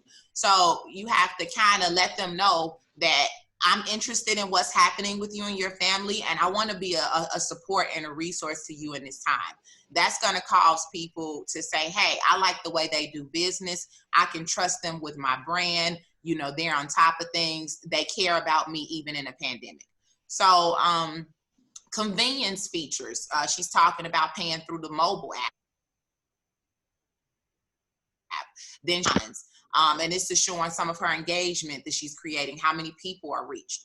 She's also, this is very important right here, she's also supporting one of her business relationships that she has by promoting their product, because a lot of businesses are hurt. So who do you have relationships with? You know, if you are the contractor for a coffee shop and you know that coffee shop has been impacted, post about the coffee shop, tag the owner, put the coffee shop hashtag in it. You know, if you have a relationship who's in the hair industry, tell people that, you know, your beautician is offering coupons and you're gonna, you know, do $5 off. Incentivize. If you incentivize and post about people's businesses, especially at this time, they're really gonna appreciate you. And one thing I'll just share is, oh, go ahead. I'll rattle on. I'm sorry. Go ahead. Pardon me. This is Levine. Quick question. A lot of my client referrals are based on discretion. But oftentimes I'm taking a client's product and elevating it, but there's this level of discretion, non-competes, all of those things that take place. So usually my referrals are, you know, person to person, the people who I know are referring someone.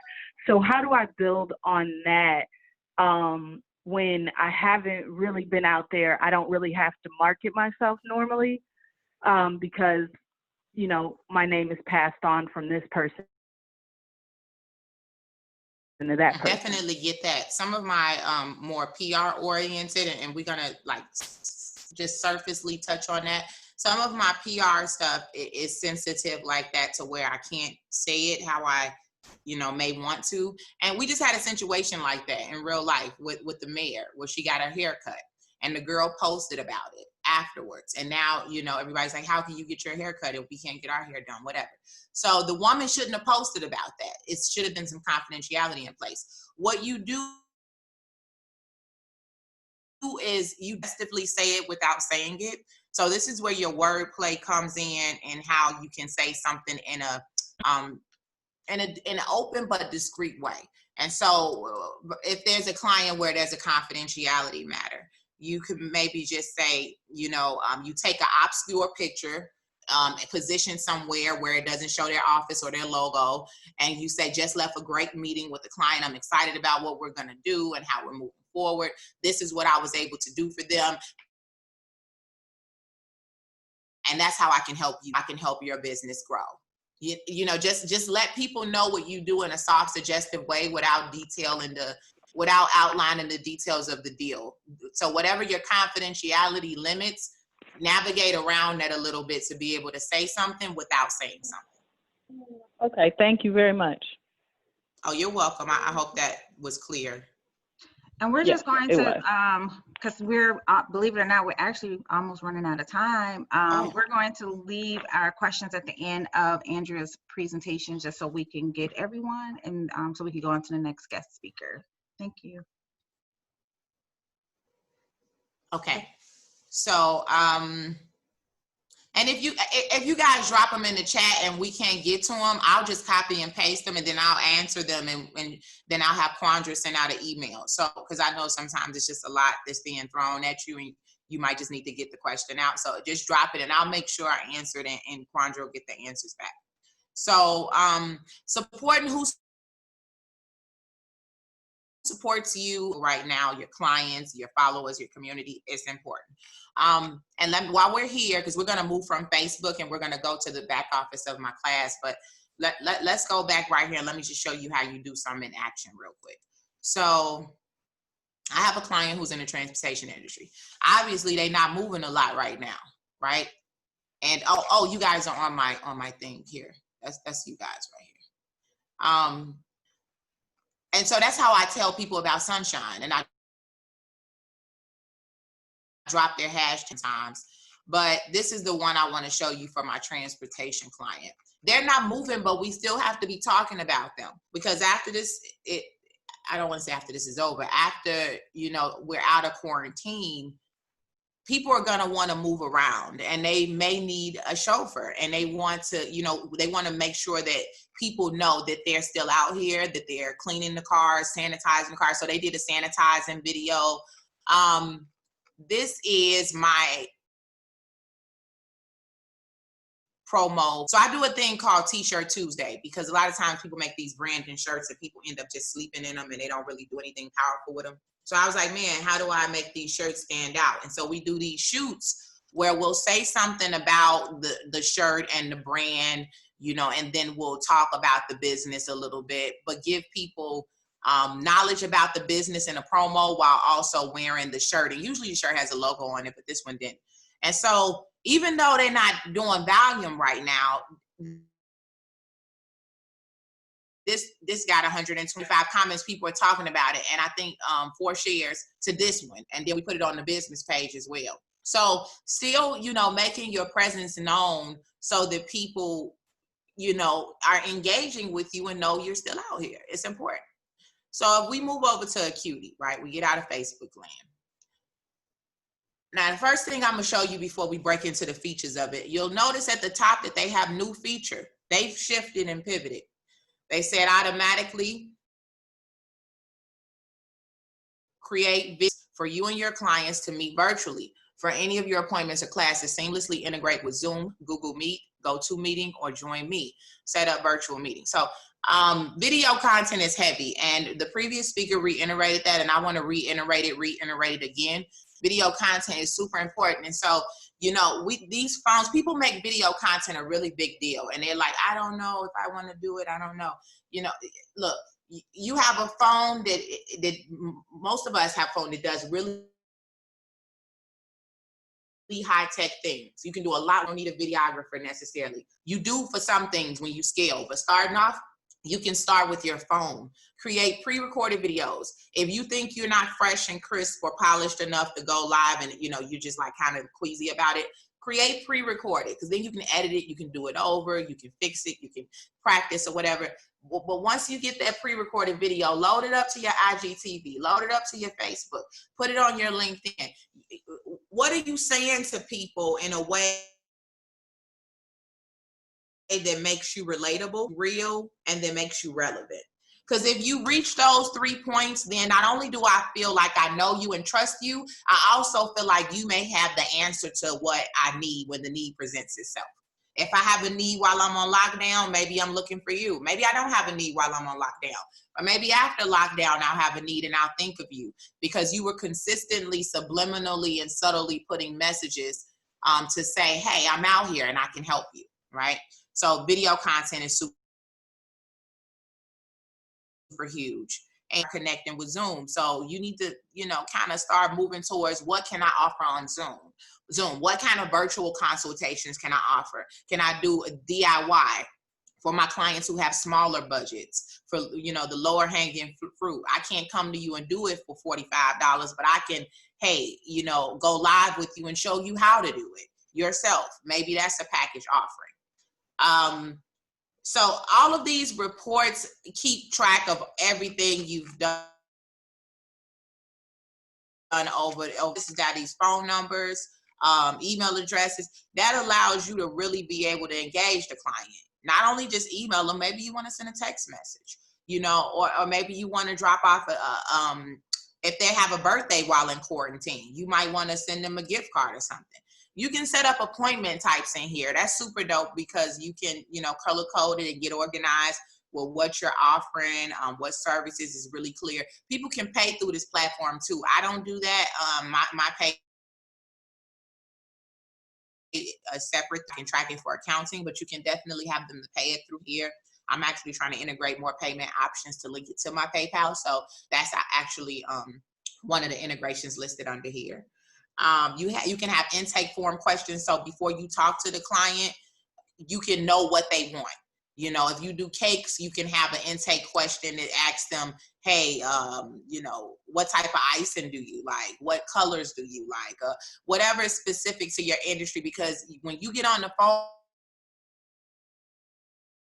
you want to already know what they need. So you need to know some information first. So that's important. So I'll send the link on how you can get Acuity because it's definitely a great organizational tool for you to use. Now I'm gonna go back here to the live stream on lockdown. So this is more so about how you live stream, but it's also content oriented. So the first thing I started off is what we've been talking about over and over again, considering your target audience. Where are they? Are they on? Now let me tell you that marketing is not one size fits all. So like I'm gonna be on TikTok, right? And my son's been talking about TikTok before this, and we had done some little videos, and I was like, okay, this is not really what my audience is because it's, you know, maybe a little too young, and I left it alone. But Gary Vaynerchuk has been talking about TikTok for a while, and now that it's being talked about and little things have been done, I'm gonna go back to TikTok, but not because I think my audience is there. It creates another creative thing that's not business that could draw people into the business. And let me just really break that down real quick. So if I'm a consumer, you know, in the market out here on the social media streets, and I see you on TikTok dancing, and you a great dancer, you making me laugh, you know, but every now and then while you dancing, you like, you know, you say something like, hey, you know, you could dance all day, but if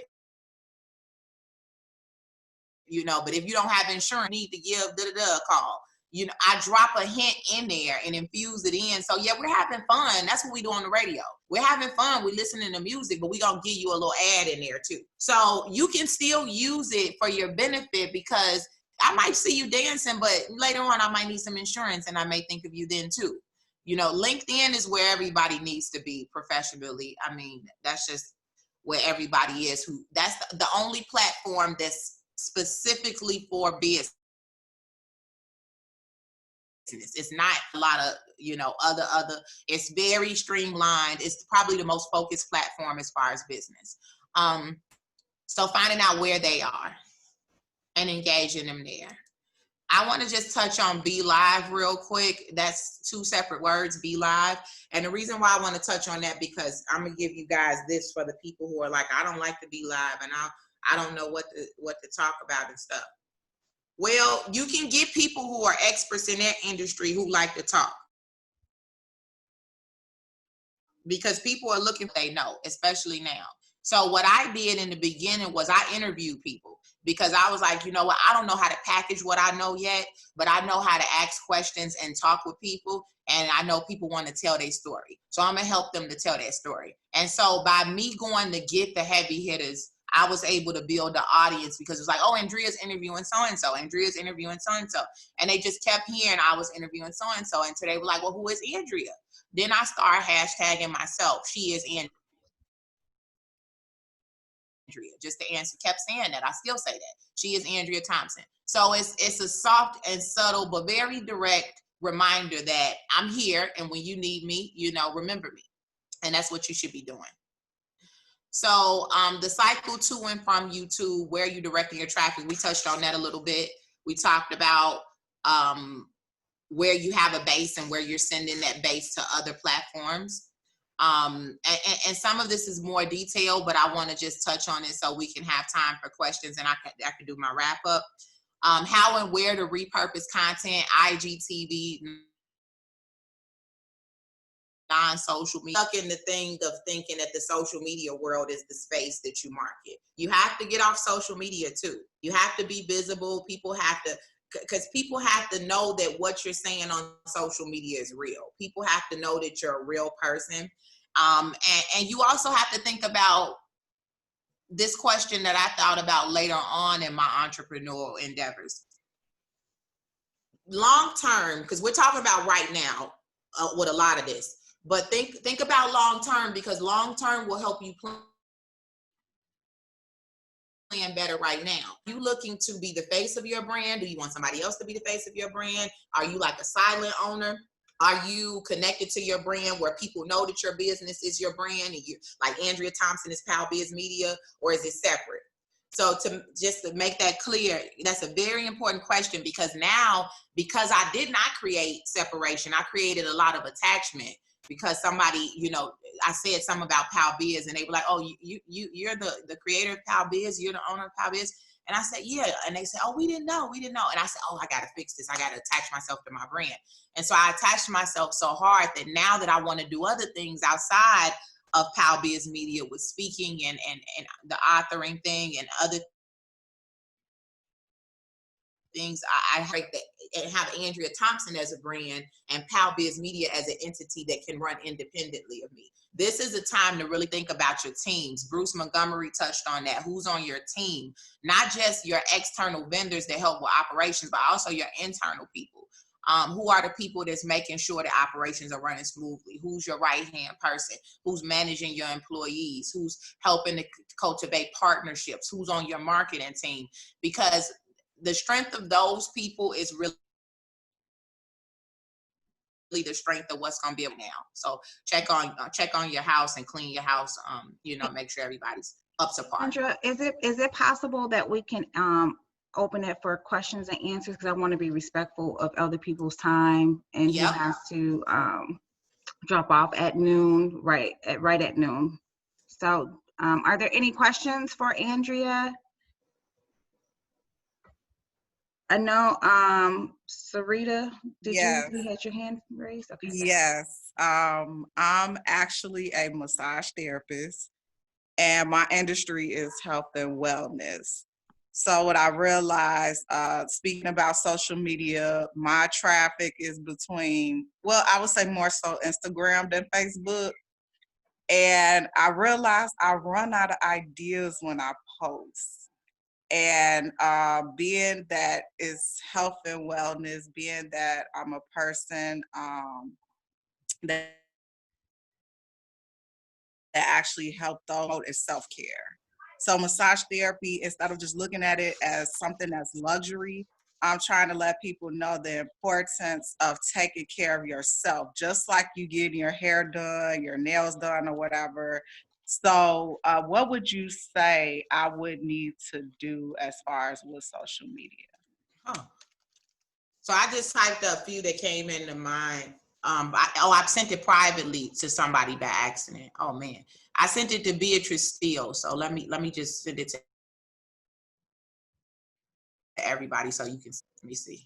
Okay, so you can do a lot of things with wellness. Wellness is you could do so much. You can interview the exercise people, the fitness people. You can do yoga. You can talk about skin health. You can talk about vitamins and nutrition, what vitamins you can take. You can talk about the differences between water, spring water, purified water, electrolyte water. You can talk about the foot thing, what a reflex things are going on with the foot. It's a lot of content around how to keep your body well. The body is a complex organ.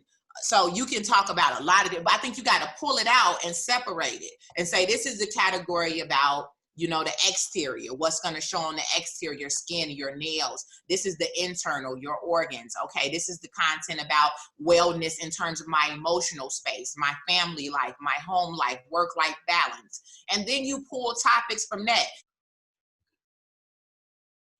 You find articles, read them, and then synthesize them in your own tone and write about them. So what about products? Because I know it's about to be Mother's Day. I usually do like healing like creams, because I realized I would like create them and use them on my clients. And I realized like one of the therapists, we did a couples massage and I was going to get ready to throw it away. I'm like, well, we used it. And she's like, girl, I could reuse this. So it gave me an idea to create the creams. So would you say as far as product, like would that be a good idea to do as well? Like especially during this time that I can't do massages? I think that, creams are a good thing, but also, think of other things too that's like hands off sometimes right now. Because, people might be a little queasy, like, are you giving me something to rub on me? I don't know, whatever. So people are really funny right now. So what people are not worried about a candle. A candle emits light. A candle is like wellness. It's not going on your body. And then maybe something like an affirmations book for your wellness to be centered. Maybe some lavender oil, something that's gonna, that you can smell, because our senses is what evokes emotions. And sometimes a lot of us buy when we feel something. And so if you're trying to make me feel something, smell, touch, sight, those things are gonna move me. And so I will put the candle in there and the oil in there. Well, thank you for that, Andrea. And if Okay, anyone have and any I other saw questions, Stephanie. can you Thank all? you. Yeah, Yeah. that's it. That's my question. If you have questions at the end, if Andrea, if you're able to stick around and answer questions, I at least want to get to the financial institutions. You really want to get to the money part. I want to hear the money part too. I want to stay for that. That's right. So we can understand what loans and grants are out there to assist you all. So I'm going to turn it over to Marcus Yancey to go ahead and once again, we may go over a little bit. So I want to be respectful of everyone's time, and I hope that's going to be okay. But if you have to drop off, we understand. And hopefully Marcus and Vince, is that okay, Vince, for a few minutes over 12 o'clock? Okay, great, he gave me a thumbs up. Okay, Marcus, so if you could go ahead and to kick this off, and then we'll move over to Vince, and then we can wrap up. Thank you.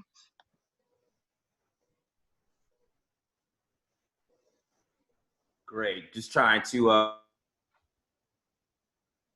make sure. How are we looking? Good. We can see you. Good. Okay, great. Good afternoon, everyone. My name is Marcus Yancey. I'm an economic development lender and special projects officer for Local Initiative Support Corporation, better known as LISC, here in the Chicago office. LISC's goal is to create social and economically vibrant and sustainable neighborhoods by providing or assisting with living wage jobs, local businesses, good schools, quality housing, and much needed amenities to help have our communities be really vibrant. One of the things that I wanted to talk about today was the LISC response to COVID-19. We realize that this is a really important chapter in a lot of our small businesses' lives right now, as far as how they're going to be able to, we know that there are, unprecedented public health and economic challenges for the entire country, especially here in the city of Chicago, and especially people that are in historically underserved and invested places throughout the city. And so, we're continuing to look at reports in the urban areas, and we realize the urgency. And so as a result, we created the LISC Rapid Relief and Resiliency Fund. Our three main components are to be able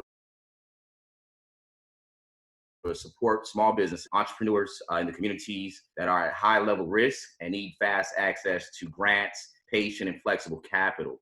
In addition to helping them connect with government assistance to be viable, we also want to help local economies remain intact and reconstruct during these upcoming challenging times, because I think that there still will be some challenges that we will face. We also look to provide organizational support for community-based partners, so whether it's CDC, CBOs, good partners, small business development centers, YWCA, and a host of other organizations that are out there. So we want to be able to provide them grants, working capital, and other assistance to make sure that they have the ability to support small business owners like you guys that are on the call today. One of the things that I wanted to highlight with LISC is to talk about our small business resiliency fund and the amount of support that we received from Verizon Wireless program that I'm going to be speaking about right now. We were supported by Verizon Wireless with a $2.5 million investment to help fuel LISC grants for up to $10,000 for small businesses that are facing extreme financial hardship and who need this capital in order to survive. U.S. Bank has also been a great partner, and they've also supported us with $500,000 in grants to provide crucial assistance to the community-based partners and small businesses that are part of, our national network. So we have what's called Verizon Let's Pay It Forward. Initially, there was a $2.5 million grant that was awarded. Applications actually opened up, I believe it was March 31st, closed on April 4th. And we did a really great job promoting this project. There were about 25 small businesses here in Chicago that received grants of $10,000. The great thing about this is that we're going to continue this program, and there's going to be a second round of funding. So I encourage everyone to, if you did apply before, to reapply again to try to get access to that capital. Pay It Forward Live is a live streaming tool. It's going to feature some big names. Tonight, there's going to be a live streaming feature of Alicia Keys. And what we do is we have people come to the website to be able to promote, to increase awareness around the support that's needed. And if you tune in this evening, every time you retweet Pay It Forward Live, $10 additional will be donated to the small business funds that we can then reinvest into our small business community here in Chicago. So please support and please apply. One of the things that we want to do in order to be able to get these small businesses to bounce back is really to support them to be able to stay. These funds can be used for rent and utilities, payroll, outstanding debt to vendors. So that could be, mortgages included in this as well too if you own any type of property. There's a need for technology infrastructure improvement, as we know that a lot of things are being done online from a remote standpoint. Emergency cash assistance, for clients that are most in need, and then other immediate operational costs. So as I stated before, whether it's through lending, needing to ask for a short-term loan or grant support, we want to make sure that we're here to be able to support you. One of the programs that we're really, really excited about is the Small Business Resiliency Fund that's being done through the city of Chicago, which LISC is an extreme supporter of, and we're one of the partners with this particular program. The Small Business Resiliency Fund kind of is something that was launched due to the COVID-19, and we, as a city, realized that it put an extreme burden on not being able to stay open, loss of jobs, unemployment is through the roof. So the city of Chicago established a $100 million fund, which will help provide small businesses with emergency cash flow during this immediate health crisis. Funds will be eligible to certain businesses and at a very low interest rate, which is great. So it helps set up, some really great payment terms. This was done in conjunction with the city treasurer's office and the chief financial officer from the mayor's office that this program was administered through several different CDFIs, which LISC is one of those CDFIs. Application did open up March 31st. I believe applications are still open. I know a lot of people have already done the Survey Monkey. The next phase is to actually do the application. So I really encourage people to make sure that they understand that this is a two-step process that occurs here. The loan terms for this particular program, they're very low interest rate, as you see here. The terms can be up to 5 years, $1,000, but size based on revenues that were generated before the COVID-19 outbreak. Loan proceeds can be used for working capital, and at least 50% of the proceeds should be applied towards payroll and a commitment to retain the workforce for those of you all that have a workforce. And to be eligible for the business, you have to meet quite a few different categories. So one is to be, you have to suffer at least 25% revenue decrease due to COVID-19. Also, you have to have fewer than 50 employees and have annual gross revenues of less than $3 million in the 2019 calendar year. You also need to provide a city business address and city business license, if that's applicable. No pre-existing tax liens or legal judgments either can exist for you to be able to accept these funds. So again, make sure you go apply. It's a two-step process, the Survey Monkey, and then they should have notified you if you did do the Survey Monkey to then go ahead and reapply. What I have here is just kind of a structure the required monthly payments just to show you how flexible this is. And this is based off someone who has a $50,000 loan and someone who has a $20,000 loan. I always encourage people to really understand what it is that you will need. If you don't need $50,000, don't take it. Really understand what your repayment status is. The first 6 months of this loan will be zero interest, which is great. There's only a $10 a month principal payment that's required to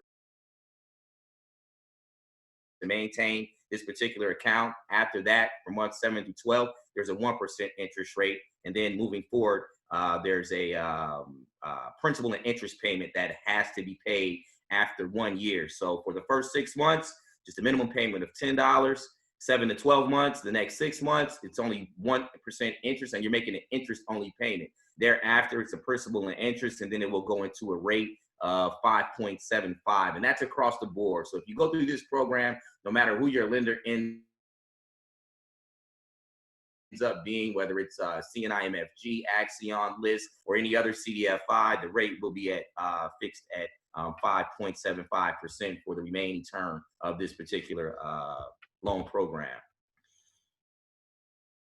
So we've already talked a little bit about some of these following requirements, and just to reiterate, just want to make sure that you meet the qualifications, that there is a 25% revenue decrease. You have to have less than 50 employees. The business address and license has to be located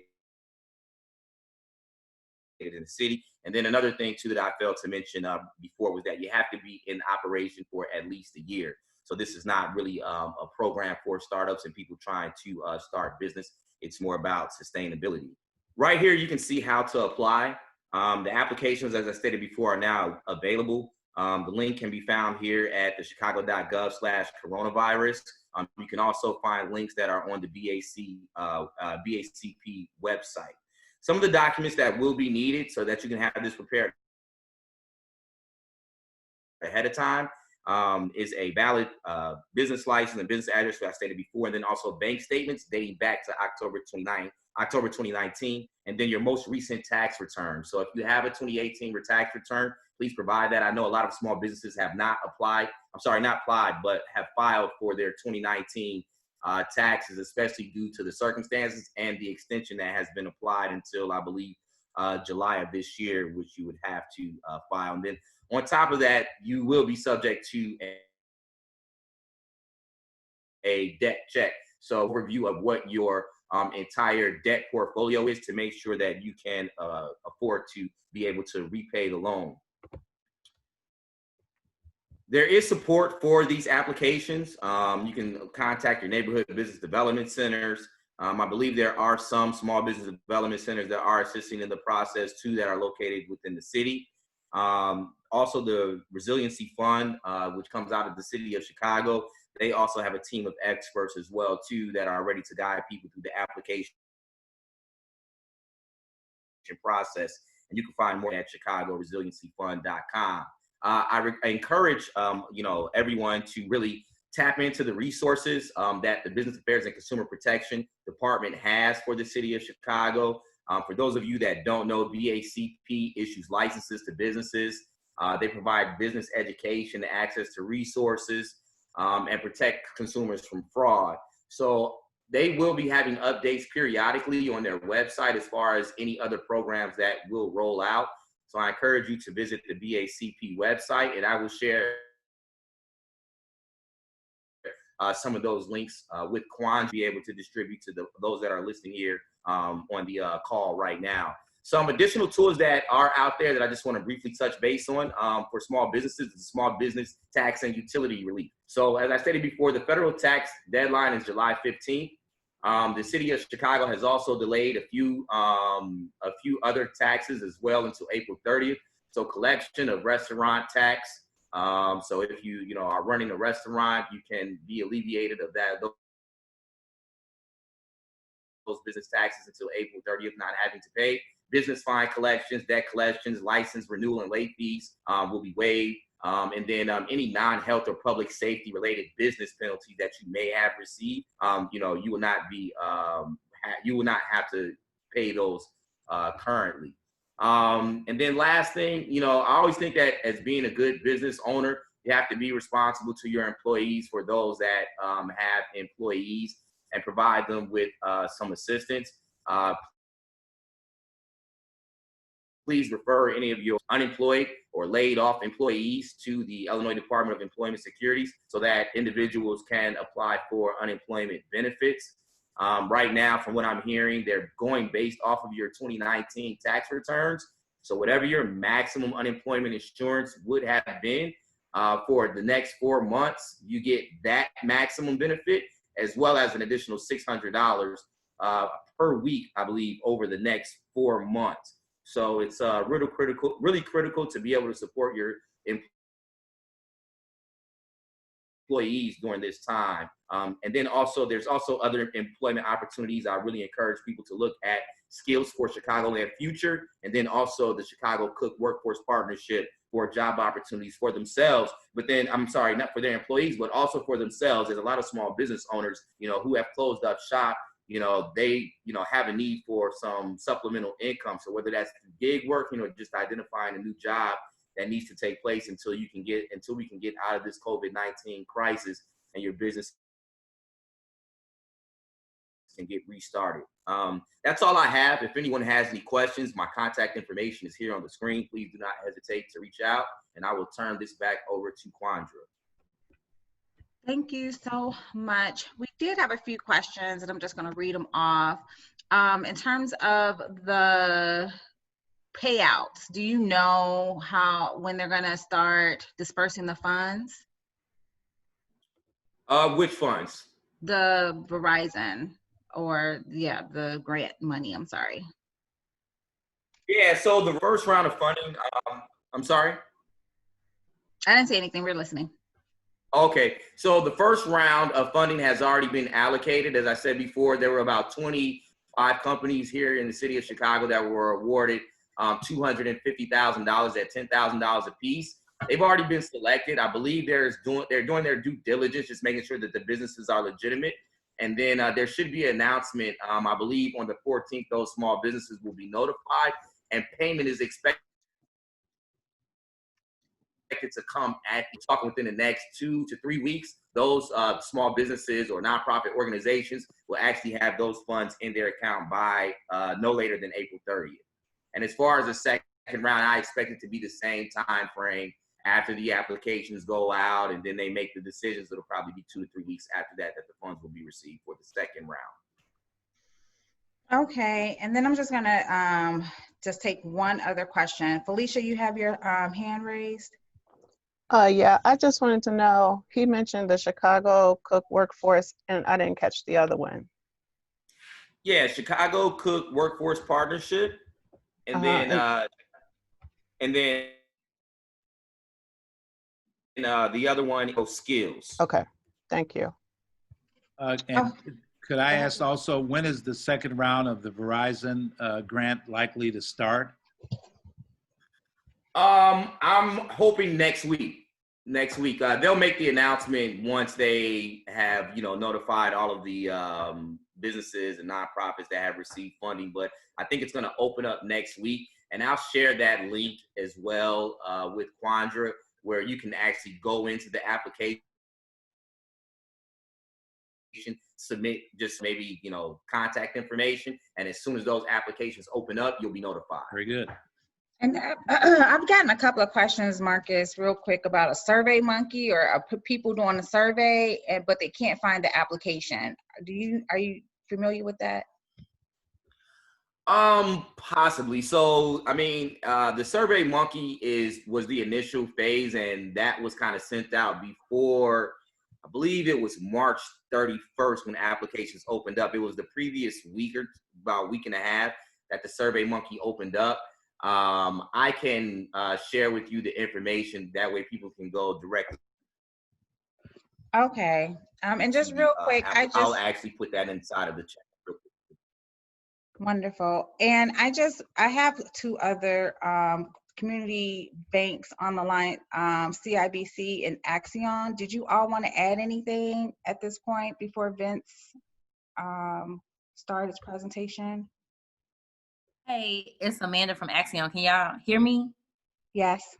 Hey, yeah, so as far as Axion is concerned, we are actually focusing on the Illinois Small Business Emergency Loan Fund, which is basically a directive from the Illinois Department of Commerce.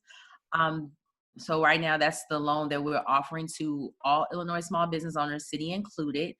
There is a preference for outside of the city of Chicago, but city of Chicago businesses are eligible to apply as well.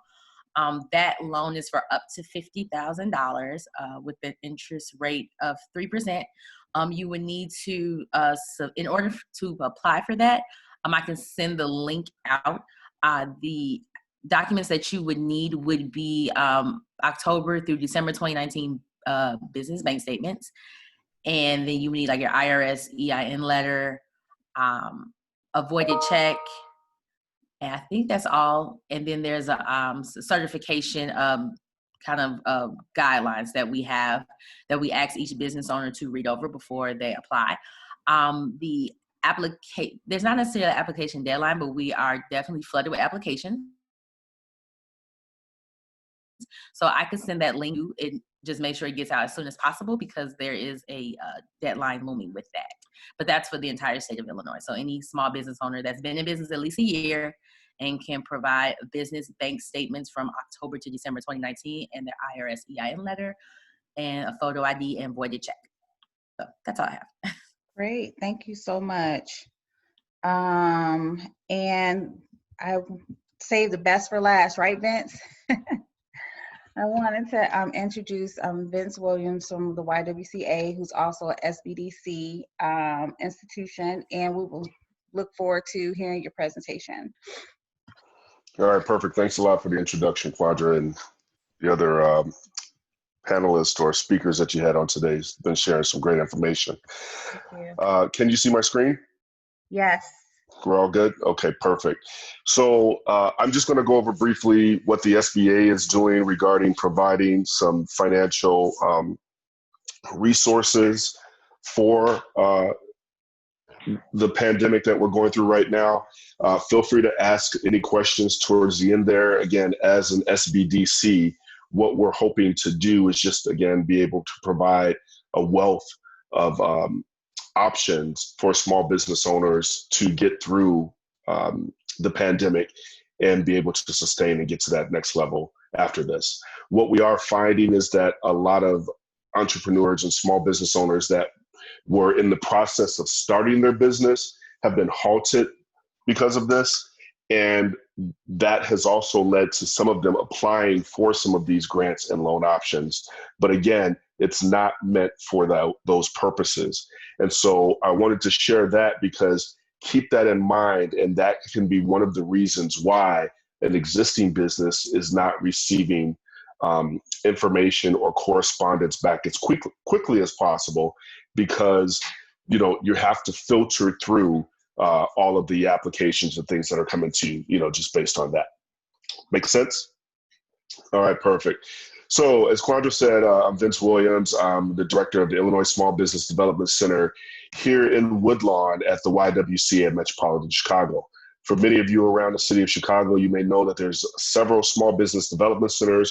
We all are actively here to support small businesses and then to also work collaboratively with financial institutions like Axion, CIBC, LIST, and then some of the other business incubators and others that are around town. So if you were to do a quick search for SBDC in Illinois, that will take you to illinois.gov, where you'll end up being able to see if there's one in your neighborhood. You can reach out to us and we'll be able to access you and share some information with you. Let's see here. Okay, if you wanted to join the mailing list for all of the products, services, workshops, and all that we do at the YWCA there in Woodlawn on 66th and Cottage, just text SBDC YWCA to 22828. And that way you can be included in on some of the resources that we end up providing. We do legal clinics as well as work directly with Sunshine Enterprise and some of the other accelerators and incubators in the area. Again, just to make sure that we're providing all of the resources necessary for entrepreneurs like yourself to get going and keep resources available for you. What I'm going to talk about today I'm going to go through 4 of the programs that are available: the Paycheck Protection Program, the EIDL, which stands for Economic Injury Disaster Loan, then the SBA Bridge Loan, and then the SBA Debt Relief Loan. I'm just going to do general information on it. If you did want to reach out to me, my contact information will be at the very end, where we can go into detail with it. I'm sure Sunshine Enterprise, as well as Bruce Montgomery and some of the other organizations that were represented here today, will have some contact information to share. And then I will also share this presentation with Quandra that has all of the links included, so that you can get directly to each of these sites and complete the information there as well. Hopefully that will help for you. So I'm going to start right in, and I'd like to give credit for a lot of these slides being shared by one of our strategic partners, the Women's Business Development Center.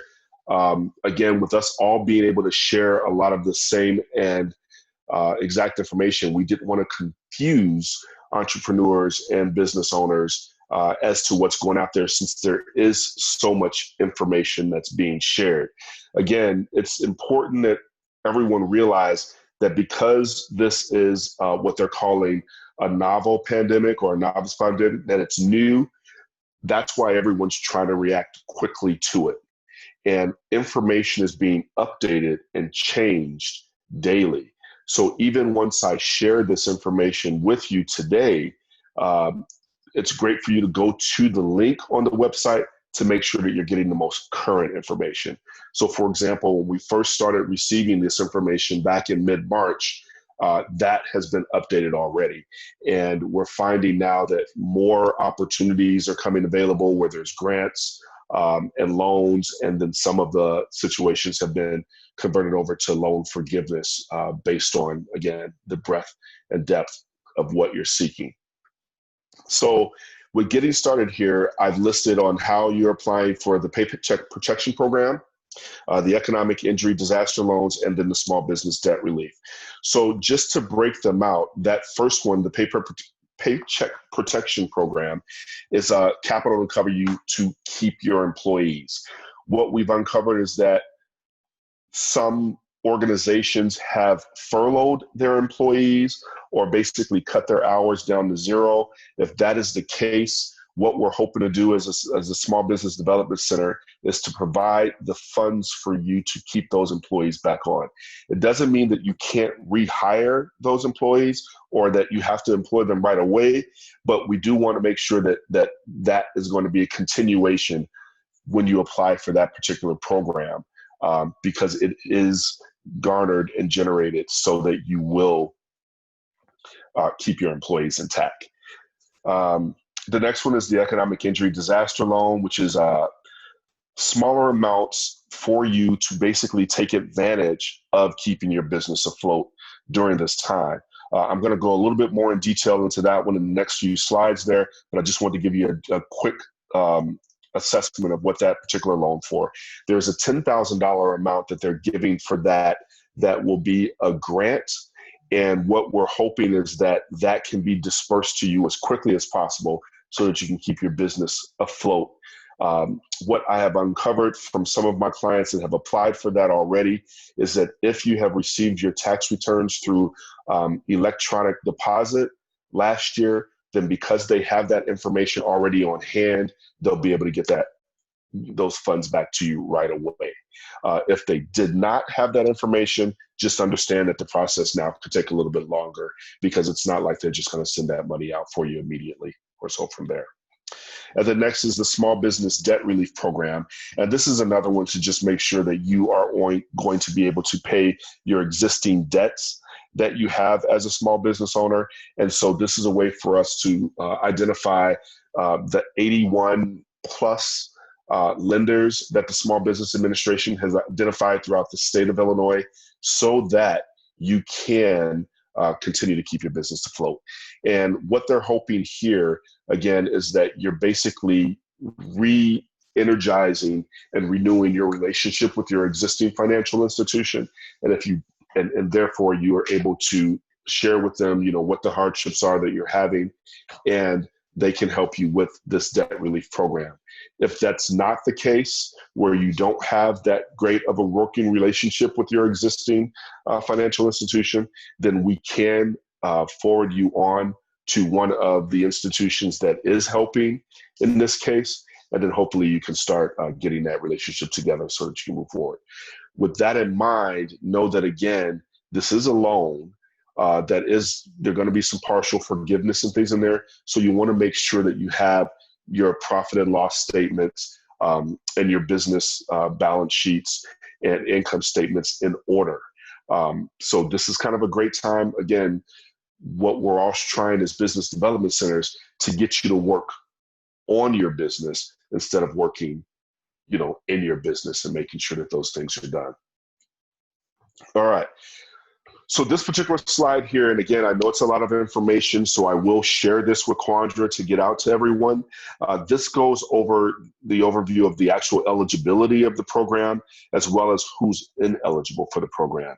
So when this first came out, a few weeks ago, again, the government looking at $349 billion in possible loans. So you have to think about all of the small businesses that are going to be applying for this.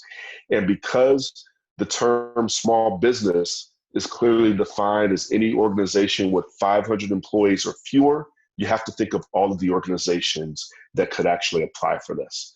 So just to give you kind of an assessment of that, I am employed by the YWCA Metropolitan Chicago. We have a little over 200 employees, but we cover 13 locations. So you can imagine, by the definition of a small business, though we are a nonprofit too, we fall in that 500 employees or fewer. So when you think about that again as being the scale of other businesses that you will be applying for this payroll protection program with. So don't think that it's just going to be those organizations that are 1 or 2 or 3 individuals, or maybe 5 to 10 individuals. It's going to be any organization that has 500 employees or under that fall within that. In addition to that, they want you to at least have been operating since the beginning of this year, knowing that there's going to be some inconsistencies there, but they want to be able to help in some manner so that these businesses can stay afloat. And as we're learning more and more, these guidelines are being updated. So that's why I will share the link for you to go to, so that you can make sure that if any of these requirements and eligibility requirements have changed or been updated, that you'll have the most recent information. I know, for example, tomorrow on the 10th of April, that this payroll protection program is going to be open to independent contractors, as well as sole proprietors and other individuals. And so that will see, again, a nice increase in those that are applying for that program, whereas before it had not been previously offered for them.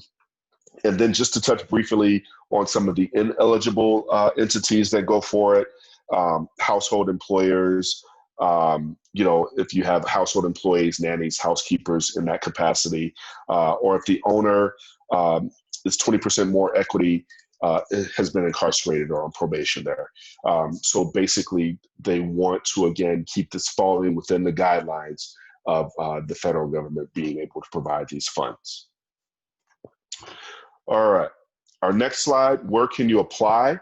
You can apply through some existing SBA lenders. Again, there's a link at the bottom of this screenshot that sba.gov, go to Paycheck Protection and then /find. That will get you to the list of all of the existing SBA lenders that are working with this, as well as if you have that working relationship with the financial institution that's FID insured. So if they're not on the SBA list, but again, they are looking to work through this and provide these types of loans, because some are doing them on their own, you can actually go through them. There's some credit unions as well. I know Self-Help Credit Union here in Chicago on the South Side is one that is working with it, as well as some of the other representatives that are on this call today, like Axion, CIBC, and the Local Initiative Support Corporation as well. What do you need to apply for these loans. So this is pretty important too, because we want small businesses to know that, again, when you have your paperwork in order, you'll be able to apply for this to make sure that your business can sustain and keep going. They want to certify that your business, of course, has the financial needs that's impacted by this. So that's why they're going to look at your tax return for the past year, or if you're a new business that has just started out, they just want to see what your projected income is looking like for this first year, so that they have some type of information that they can use to make sure that they're providing you with the right amount. There's an SBA Form 2483 that's 3 pages long that they're asking all applicants to complete. It's very simple, but it provides all of the necessary information that the loan institutions are looking for. Excuse me. And so at the links that I'm providing, Quandra, as well, you'll be able to complete that information and submit that form from there. They do want proof of payroll. So if you're using any type of database like Quicken or even if it's an Excel spreadsheet that you use to your proof of payroll, they want that as evidence. Or if you're using one of the providers like ADP or so, to download that information so that you can get that to them, so that they have a track and a record of what's being paid out. Again, you don't want this to identify any fraud opportunities from those that are looking to take advantage of this or even receive these funds so that they can take advantage of the grant. And so that's why it's important to have this proof when submitting the application. They may not ask for this information to be uploaded as you're doing the application, but just be sure that you have it ready to go, which is why I wanted to share what you needed to have to apply. And that way you will can upload that information to the financial institution as quickly as possible, and then they can process your paperwork and take it from there. Some other documents that we've known them to ask is, again, your articles of incorporation. That's your business license and your legal entity. If you're a sole proprietor, LLC, or an S Corp, any of your doing business as documentation that you have there, of course, your list of owners and those business tax returns. By having all of that paperwork and items like that ready to go, again, that's going to shorten the turnaround time for you receiving the funds that will take place by applying for the program. All right, now let's go into what information the banks are verifying. Instead of determining the repayment ability, which is what a lot of financial institutions look for when they are looking to take or provide a loan, lenders are basically going to look to make sure that your business is in operation. They're going to confirm receipt of the actual application that you sent in for the payroll protection. And then the loan officers themselves are going to verify the dollar amount. And what they're doing there is it's 2.5 times the average monthly payroll cost. So that it's a formula that they calculated that's going to best make sure that they're getting you the right dollar amount, so that you're not going to have a large loan amount that's not going to cover, for this period of time, this 2-month period of time that they're anticipating these funds being able to help for. But you want to make sure that you're providing your lender with, again, that payroll documentation, because they're going to look at that to make sure that all the paperwork and the exact amount is in order. So how do you apply for the Economic Injury Disaster Loan? And that's the EIDL. This one is the application that just opened up on March 30th. From what I understand, I have several clients that also have applied with this. And when that application has started, they are looking for that same information, but this is where you're going to be able to qualify for an advance of $10,000 that's going to be forgiven to get you going and keep your business up and running right now. Again, that loan advance is not going to have to be repaid, But what I've been advising entrepreneurs and business owners is that you don't want to take out an exorbitant amount of this loan when you're looking at this time frame, even though we don't know the actual impact that this is going to have on our businesses over the next few months. But again, you just don't want to go into debt in this case, knowing that, again, outside of the first $10,000 that's being provided from an emergency standpoint, if you go over that amount, you still have that large amount that you're going to have to put into as being a debt. And then next year, when you're filing your taxes, you're going to have to acknowledge that you received that and take it from there. The website here to go to find out more information about the EIDL is provided here at the bottom, and that's covid19relief.sba.gov. And again, this entire presentation will be provided to Quandra so that she can get this to you if you have any questions directly on there. And then in the very last slide is my contact information. Again, as a small business development center, we're here to help and be a resource for you in the community and the neighborhood. And so you can reach out to me. My phone number's on there, as well as reach out to Quandra and Sunshine, Bruce, Axion, CIBC, as well as Marcus at List Corporation will be able to help and answer any questions. Again, we want to be this great resource for, again, business and entrepreneurs. Thank you so much. That was a wonderful job, Vince and Marcus. Real quick, there is one question, Vince, regarding a person. Stephanie went to her credit union, and they're not recommending this loan. Do you have any recommendations for anyone, any other banks that she may go to? Yeah, absolutely. So I can actually forward the entire list of the 81 providers that are here. If that's the only organization that you have your existing business account with, yeah, there's a couple of other credit unions that will help you. For example, Self-Help. Their offices are right there on 87th. They have one at the Dan Ryan and another just closer to Cottage Grove. Provident Bank, Chase Bank, and again, CIBC and Axion are some others that are working with you too. Because you do have, obviously, that track record or receipts of that business account, you can just easily download that information and share that with them, and they'll be able to access you for there.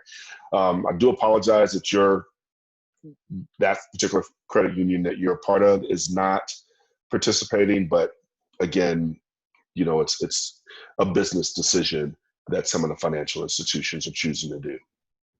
Right. Well, thank you again. I am so sorry for keeping you all. Hopefully, this information has been very useful to you all. I did want to at least let you know, even though we've given you a lot of information today, the good thing is I will be sharing everyone's deck with you. Also, this is recorded, so you all hopefully will be able to send out the recording later. Additionally, this is a workshop series. So over the next few weeks, we will continue to offer workshops that will be instrumental in keeping your businesses afloat. Andrea has graciously agreed to host another workshop. So she's going to go more into details on doing business online and using social media. And so you should start to see information on that. Additionally, we're going to have a workshop on insurance and accounting, because we think right now that's very important, especially as you all start to get these loans and understanding if you have to report a grant or not and how you report these loans on your taxes for next year. So we want to make sure we have someone to speak to you on that. And also we're going to have a legal workshop for you all before we end the workshop series. Additionally, we have COVID-19 resources on our on our website at sunshineenterprises.com.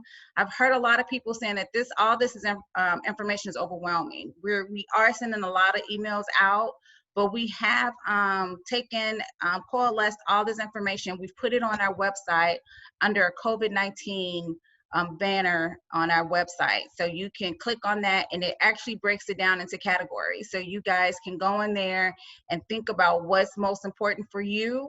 And then you can click on those links. So once again, we really appreciate you all sticking with us. We hope that this information was useful. And I'm going to turn it over to Bruce, and he's going to wrap up and get us out of here.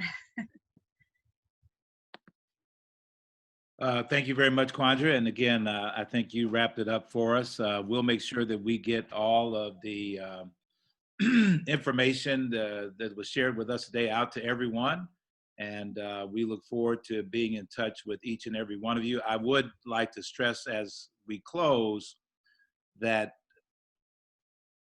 we have a community.